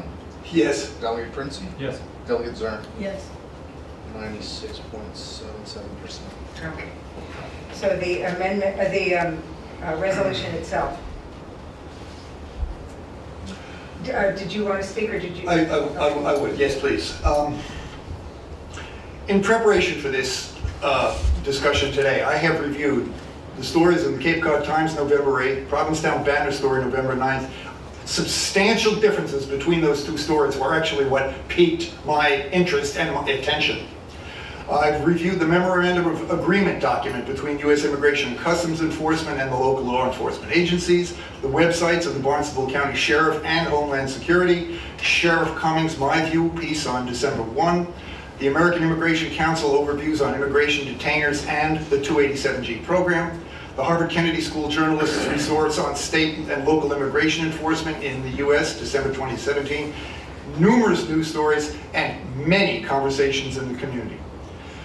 The Department of Homeland Security describes this program as authorizing the director of ICE to enter into agreements with state and local law enforcement agencies permitting designated officers to, quote, this is all a quote, perform immigration law enforcement functions provided for general training. I have the following substantial concerns about this program. First, I think there needs to be a community conversation about this program. It will have substantial effects on our immigrant communities and our foreign workers. There was no process permitted here for community input. This was entirely an application from the Sheriff's Department to Homeland Security. This meeting today, this resolution, is intended to be the potential place where the community can get involved. Number two, I have concerns about its impact on our foreign legal workforce as becoming a community that's hostile to foreign workers. This concern has been expressed to me by a number of employers and business leaders in the community. People who are already having trouble attracting foreign workers for the summer season. Number three, I have concerns for the immigrant community's willingness to work with local police under these circumstances. It could reduce community engagement in working against gangs, and it certainly, as I've said, has a real negative effect on the community policing model. We're on your side. We're all on the same team here. I have concerns about the prospect for racial profiling. Who's screened? What will differ here from the current approach, since they've already been looking these people, they've already had the potential to look these folks up. Number four, it appears to me that it would permit the department to continue to incarcerate an individual who would otherwise be legally free. That is, found to have no probable cause, freed on bail, having completed a sentence. Detainers extend the time of their incarceration beyond when their legal requirements have been met. Despite the assertions of no costs, an analysis of the Memorandum of Understanding suggests that there are quite considerable costs that will be incurred by this program, and I don't suggest that any of them will fall onto us as county residents purely because the Sheriff's Department is under the state, but they are nonetheless costs. There is information to be collected, there is transportation of these folks to a facility designated by ICE, conducting background checks on all nominated individuals. It requires agreement. These are all coming out of the Memorandum of Understanding. Agreement with the collective bargaining unit for the officers, the local law enforcement agents involved. The training program will involve local absorption of the costs for salaries and benefits, including overtime, transportation, official issue material, housing, per diem expenses, and some backup personnel for those who are on training. It will require technical upgrades at the facility, cabling, power upgrades, communication lines, administrative supplies, security equipment, office space for ICE employees. Provision of statistical or aggregated arrest data, Liability for property and personal expenses due to death, injury, or accidents giving rise to liability. Qualified foreign language interpreters must be provided. Coordination with ICE, meetings with ICE, etc. In other words, there are clearly costs concerned. And finally, I made earlier reference to the Supreme Judicial Court. In the case of Lund versus Commonwealth, 2017, the Supreme Judicial Court found that detainers constitute an arrest. They subject an individual to detention beyond when they have no reason to be incarcerated. It noted that immigration violations are civic offenses and are not criminal. The court concluded that court officers, and that includes the sheriff's, that means the sheriff's department, have no basis under Massachusetts law to make civil arrests in these circumstances, even though requested by federal authorities. The feds assert preemption here, conferred by the 287G authorizing statutes of the Homeland Security Secretary. However, it's pretty clearly the case that since police functions are state rather than federal, the feds have no place to preempt state authority in this matter. And I suggest here what we've got is a solution in search of a problem. And I will leave it with that. Anyone else? Ron? Yeah, the chair of the county commissioner said that the only purpose of the sheriff was to run the jail. That's not quite true. Actually, the sheriff was given a $500,000 grant to buy a boat and to staff it. And so maybe that boat could be used to cruise around Nantucket Sound and make sure that no illegal immigrants swim ashore from, wherever, Cuba or whatever like this. So the sheriff is engaged in a lot of things, and he seems to have a pipeline of money to the state, so I'm not concerned about his additional cost as Delegate O'Malley is. What I'm concerned is a question of due process. I mean, obviously, if people are here illegally, we have to understand their status and we have to determine their status, but if I were, someone who's in custody and handed over to ICE, how much due process do they get? I mean, if they have a family back in Hyannis or something, they suddenly disappear? I mean, that's the question. I mean, if I were arrested for, let's say, embezzlement, I'd stand before a judge, they'd give me I'd give a plea, they'd release me on bail, I'd be given a court case months later, all right? I'd go, if I pleaded guilty or was found guilty, they'd probably give me a couple of weeks to get my affairs in order and tell me to report to jail, whatever, at a certain time. But the idea that a person can just disappear who has a normal life, it bothers me. And so that's one of the big objections I have to this. And the other objection is and Commissioner Kukunis touched on, he said it takes 4 days to determine someone's immigration status. Now, if I were arrested, is everyone in there for 4 days? No matter what, would they keep me for 4 days and checking my immigration status? I mean, it seems like a lot of people go through there. So I suspect there is some racial profiling. And the other thing is that to the community of people, and I don't know how many there are, who are here illegally, they've been operating, some of them for many years, under the radar screen. The last thing they want to do is make themselves visible to law enforcement at any level. Okay, so they're going to be very reluctant to get arrested or to make a charge of domestic violence. And so I know that the sheriff doesn't arrest anybody, but he is the recipient of anyone who eventually does get arrested and charged. So, I wholeheartedly support opposing this and opposing ICE. And it's not because I feel bad for the immigrants, although I do. I just feel that the current process, how we deal with this issue, is just broken, and it doesn't work, and it's unfair, and somehow, like Louis in Casablanca that discovered that there was gambling going on, we, about 5 years ago, discovered that there were all these illegal immigrants mowing our lawns, making our beds in the hotels, doing all this stuff that they've been doing for years, and the political wind shifted the other way, and so we all act with outrage that they're all here and we got to get rid of them. So I support this resolution. Okay, there we go. Thank you, Madam Speaker. I have read this resolution. I've done a little bit of research. I've listened to people today. on this committee and to Commissioner Kukunis. But I don't feel I have enough information to vote on this resolution tonight. I would really like to hear from the sheriff, who is scheduled to be here on the 3rd, but I would also like to hear from the public.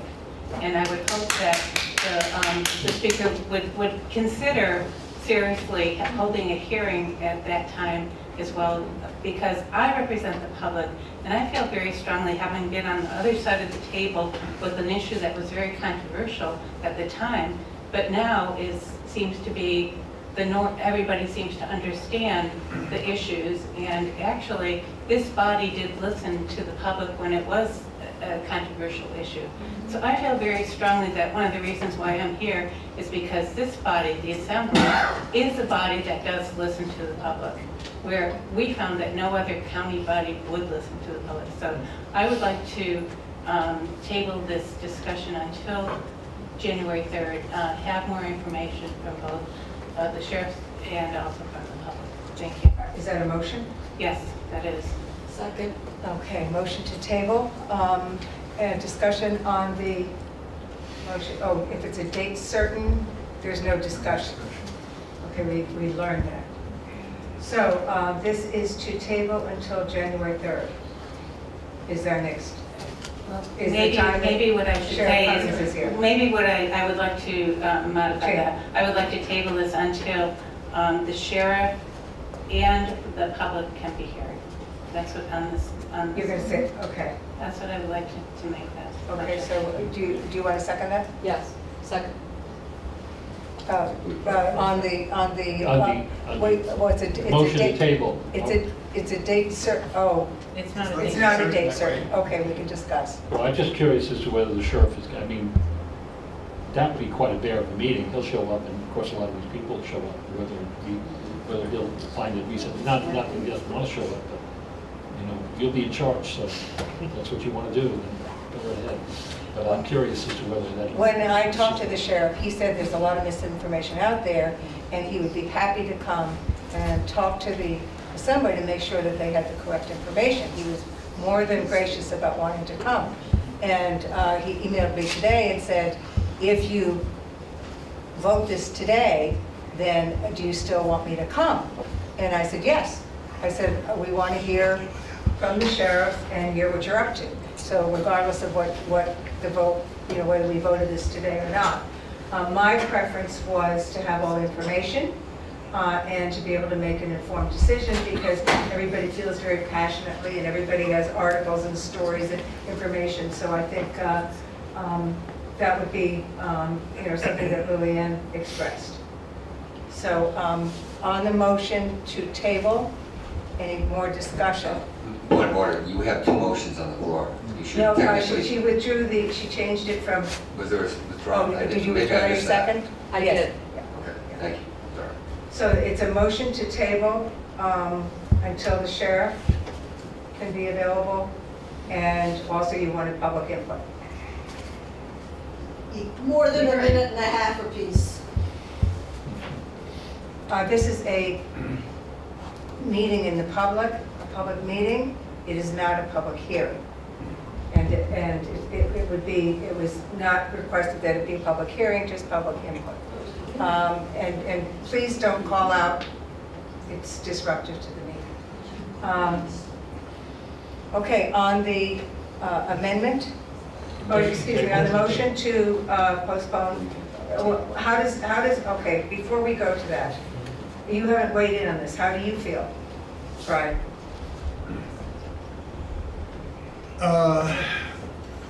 Madam Speaker, people turned up today. People came out to talk on this. I feel like it's a little bit disrespectful of them.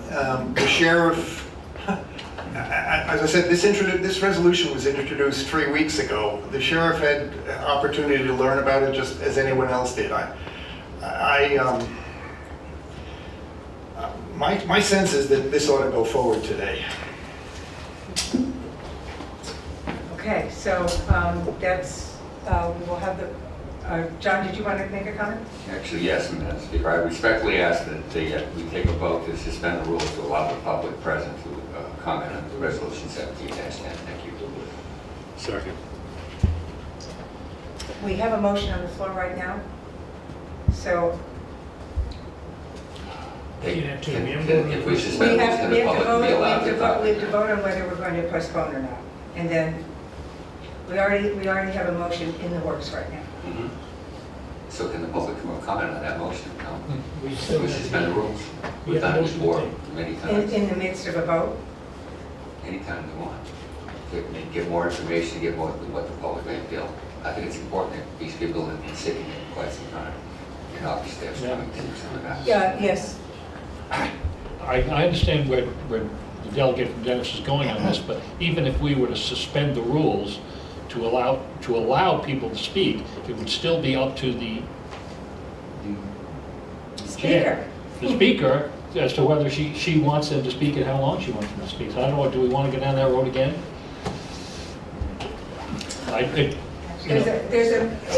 There's a motion to table till the sheriff can come. After we've dealt with that motion, then we can talk about suspending the rules. If the motion is still, if the resolution is still on the table. All right, motion to table until the sheriff can come and have public input as well. Roll call. Yes, please. Delegate Atwood is absent. Delegate Bersham, No. Delegate Chavey, Yes. Delegate Green, Yes. Delegate Kanaga, No.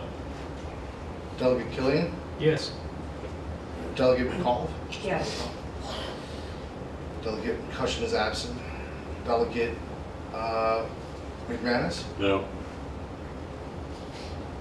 Delegate Moran, Yes? Delegate O'Hara, Yes. Delegate Oman, No. Delegate O'Malley, No. Delegate Princey. Yes.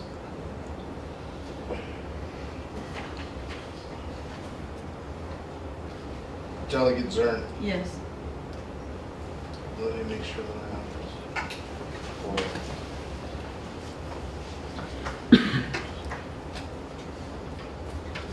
I have it as 77.59 yes and 19.18 no. Okay, so this has been postponed until January 3rd at this point. Not date Okay, now certain. the next item is 1711, the trailer permit uses. Delegate McManus. They can't speak. I'll let you have the answer question up there. She can't speak. This is, the assembly is in session, there's no public comment. Just ask a question. There's no, the assembly is in session right now. Delegate McManus? Yeah. Last meeting, I Turn your microphone on.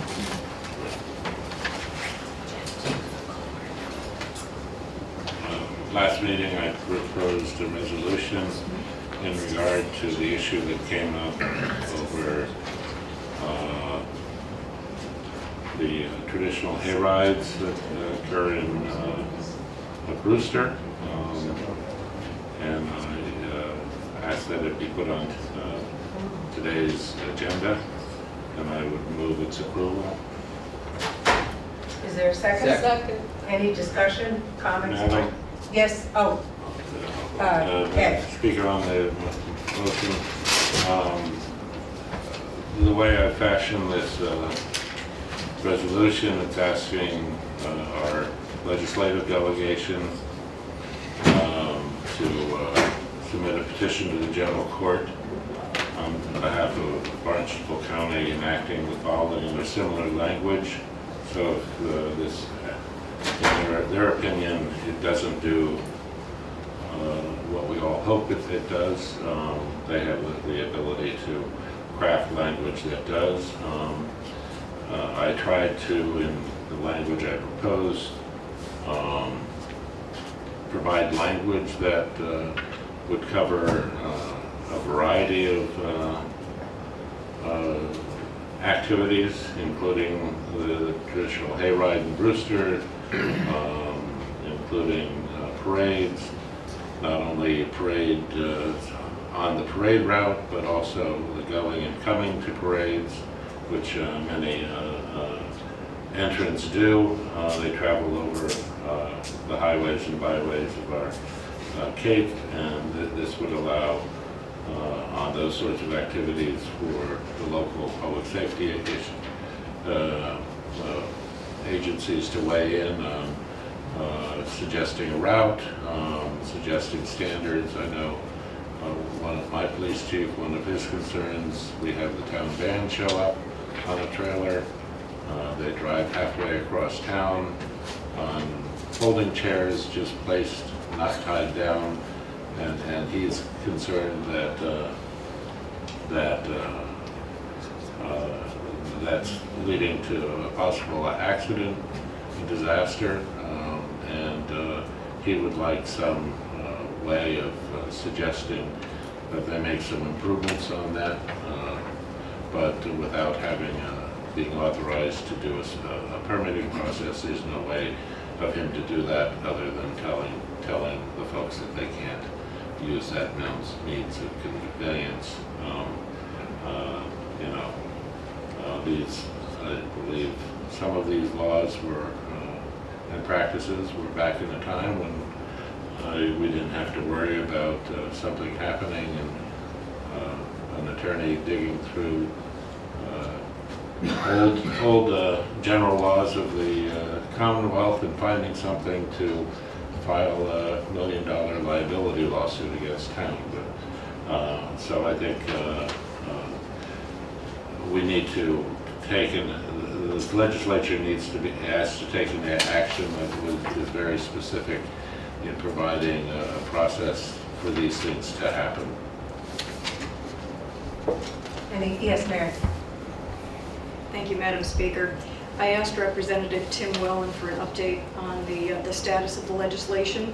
The bill was filed last month, but because the legislature goes into recess from mid-November till early January, it won't move for a committee hearing until at least next month. He indicated that shouldn't be discouraging. He has had discussions with the Transportation Committee House Chair along with Representative Peake, and it is anticipated it will move quickly. While he can't make a guarantee, he's very optimistic that it will be signed and sealed in time for hay rides to begin on time. Anyone else? Just may, Madam, if I could add one last comment. In passing this I think would indicate to both our legislative delegation and also the rest of the state legislature that this is a matter that has widespread support here on Cape Cod. Jim? Yeah, thank you, Madam Speaker. Could you just clarify if this resolution was run by or approved by County Council? No. It has not been? No. Would the Assembly entertain hearing from County Council that they're here, the legality of this resolution? I think you'd have to have time to look at it, and I don't think you can do it on the fly. So if you're wanting to look at it, you could move that we have him look at it before we consider it. So moved. Second. So there is a motion to have County Council review the resolution before. Yes, Dr. Madam Chair, I'm not sure I understand what process we're looking at here. I certainly did not submit either of my two resolutions to County Council ahead of time, and I don't believe we routinely do that. I think the difference is that there's actual language in this. The language states that, notwithstanding any general law, the towns of Barnstable County are hereby authorized to allow by permit. I'm just not sure we have ever given a resolution that's giving some sort of authority.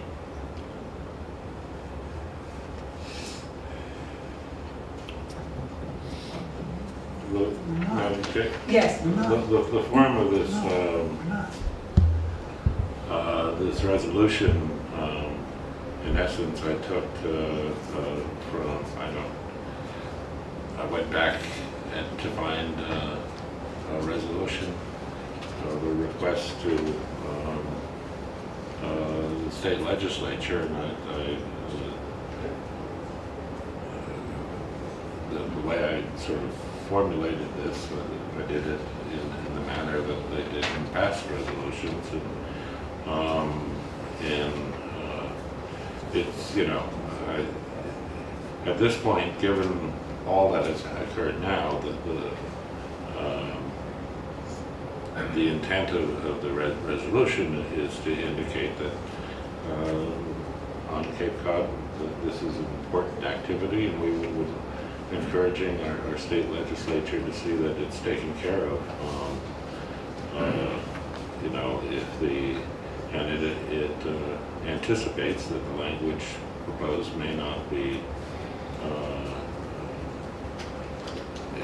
precisely what's called for, but it asks that they enact the following or similar language that would provide for the result of continuing the above traditional activities, and that's the heart of the. In line with what you're trying to do and trying to take it out from having to go through legal, the legality of those Section 1 and Section 2, would it be a similar effect if you took out in the paragraph above Section 1, at the end of it, it says, the general court, on behalf of Barnstable County, take out enacting the following similar language, just say, on behalf of Barnstable County, would provide for the results of continuing the above, would take action. Keep it more general so that it's not something that is actual legal language that we might get into trouble with. And if the goal is to support the what's currently in the legislature now, the language is already before the in committee right now, and we are just really, in essence, I'm just trying to avoid having to run it through a lawyer while giving the gist and the support of the Assembly to the efforts of what you want to do. Yes, Jim? If I may, that's exactly the point, is to make it more general. We all want to support what our representatives are doing, and I think if we make the language more general in that support to affect such activity, I think that's how the resolution should read, and not as perhaps strict as you have constructed it.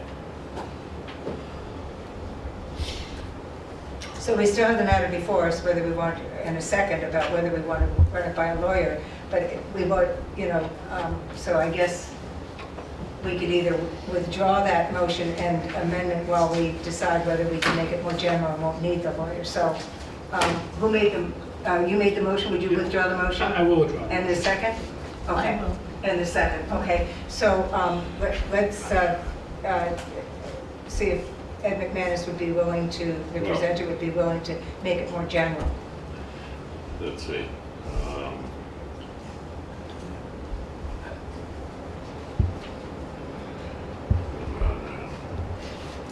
You could just say, on behalf of Barnstable County, take action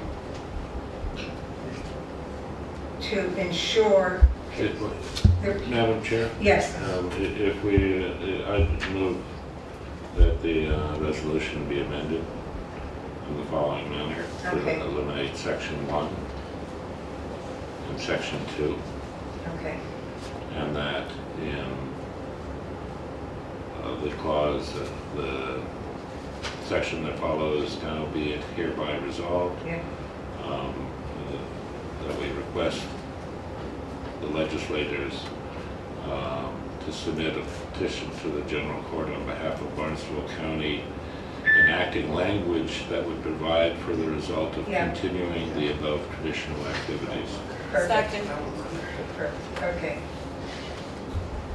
Okay. Everyone, okay, understand the amendment? Okay, we have an amendment.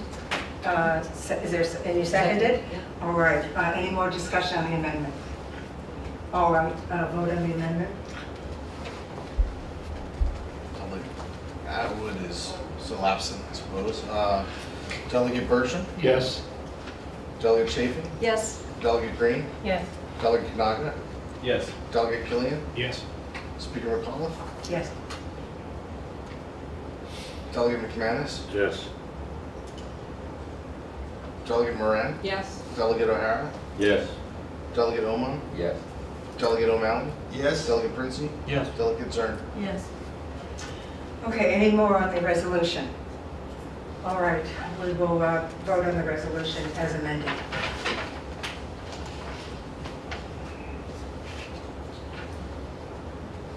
So now we're going to vote on the resolution itself as amended. Yes. Delegate Bertram, Yes. Delegate Chafin, Yes. Delegate Green, Yes. Delegate Kanaga, Yes. Delegate Killian, Yes. Delegate, or Speaker McAuliffe, Yes. Delegate McManus, Yes. Delegate Moran, Yes. Delegate O'Hara, Yes. Delegate Oman, Yes. Delegate O'Malley, Yes. Delegate Princey, Yes. Delegate Zern. Yes. 96.77% pass. All right, thank you. That passes. Committee reports, we only have one, Economic Affairs, Ed McManus. The committee met before our last meeting and reviewed the proposed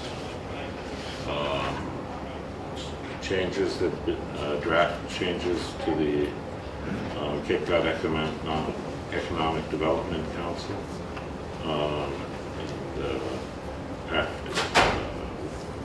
Member Moran recommended some amendments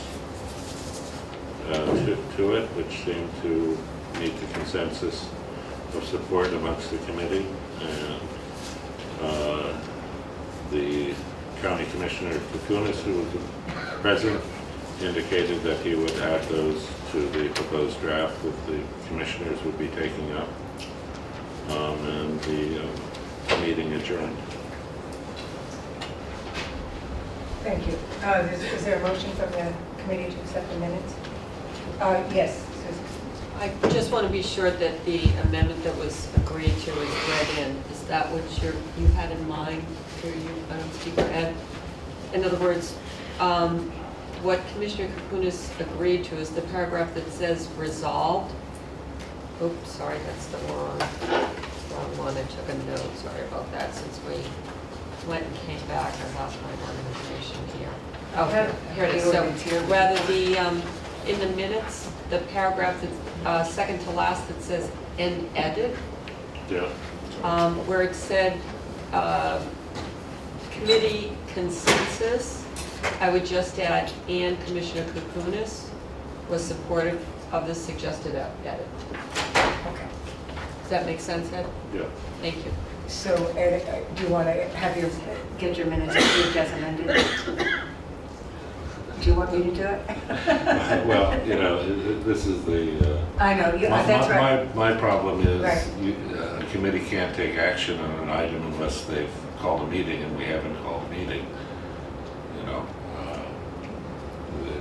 The subcommittee hasn't called a meeting. I'm perfectly willing to call a meeting 5 minutes before our next meeting Okay. to approve the minutes. Okay, that's fine.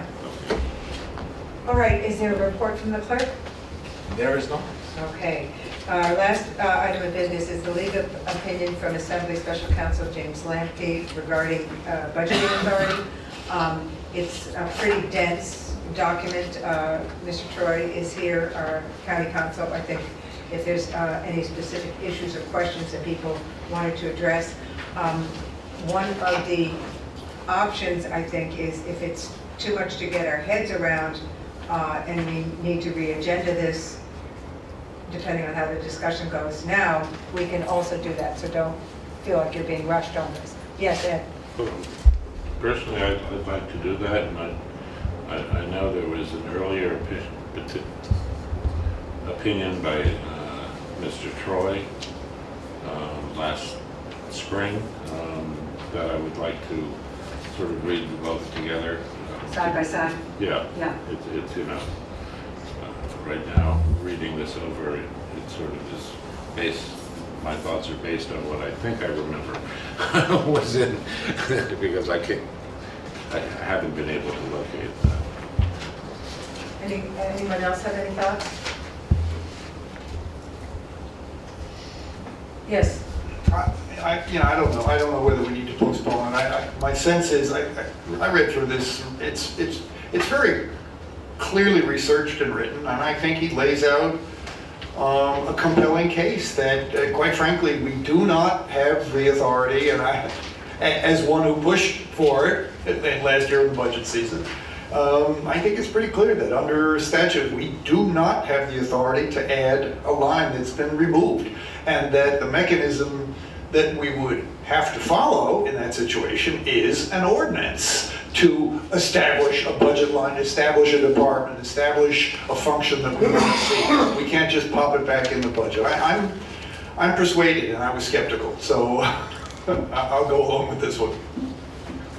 Ron, did you have any thoughts on this? I know you felt very strongly about it. Well, you know, I'm one of the few of us that's not a lawyer, so I can't really say too much. I just think that, you know, if there is a process, we should follow it, you know, even if it's more complicated. But And I think overall, for me, it felt like even though there was a process that wasn't necessarily straight, direct, short, this is nice, we can just add this back in, there is ultimately the power and the authority in the Assembly to have an ordinance or to sort of get to where you want to go. It's just not necessarily a short, straight line. So to me, yes, it was disappointing to not have the direct authority, but it was sort of empowering to hear that, you know, the budget is finally in the hands of the Assembly, and the Assembly does ultimately have an ability to insert or assert its will. So, okay, is there anything? And going forward, Ed, if anything comes up in terms of after you've had a chance to kind of read the both, we can also have Mr. Troy available at that time too, or anyone obviously. Any other business coming before? Yes, ma'am. Yes. I did want to submit a new resolution on behalf of several sponsors, including Ed McManus, Harwich, John Oman, Dennis, Ron Bergstrom, Chatham, Brian O'Malley, Provincetown, and myself, with respect to an amendment to the Barnstable County Home Rule Charter to provide for a recall procedure for any elected office holder serving all of Barnstable County. I just think that there should be some options for voters after election, and it was suggested that there may be some coverage on this issue already in state law. I was unable to find that, and so I would like to submit this ordinance. What I'm going to do is have this go to Mr. Troy immediately, just in terms of, you know, seeing if we're on the right track for getting what the petitioners are wanting. Thank you. So we can, maybe he can point us in the right direction. Thank you. Anything else? Yes, John. Thank you, Madam Speaker. I'd just like to invite the Assembly and anybody else that can see this today, that we have tomorrow forward an organization dedicated to building housing for autistic adults is having a fundraiser at Embargo tomorrow from 5:30 to 8:30 with food, music, and an auction. And I would like to invite the Assembly and anybody else that's interested in doing that. I have some paraphernalia to send out around the room. Yeah, please consider going. Yeah, for a good cause. Yes, Ed. On that vein, an organization that I'm involved with in Harwich that's dedicated to raising funds to support youth activities and scholarships for graduating students in Harwich, in the greater Harwich area. The Harwich Cranberry Festival on December 19th is holding a concert at Monomoy Regional High School Auditorium featuring Judy Collins. And tickets would, if you go online to the harwichcranberryfestival.org, it can lead you to the link for the ticket agency. Thank you. Anyone else? Take a motion? Motion to adjourn. Thank you.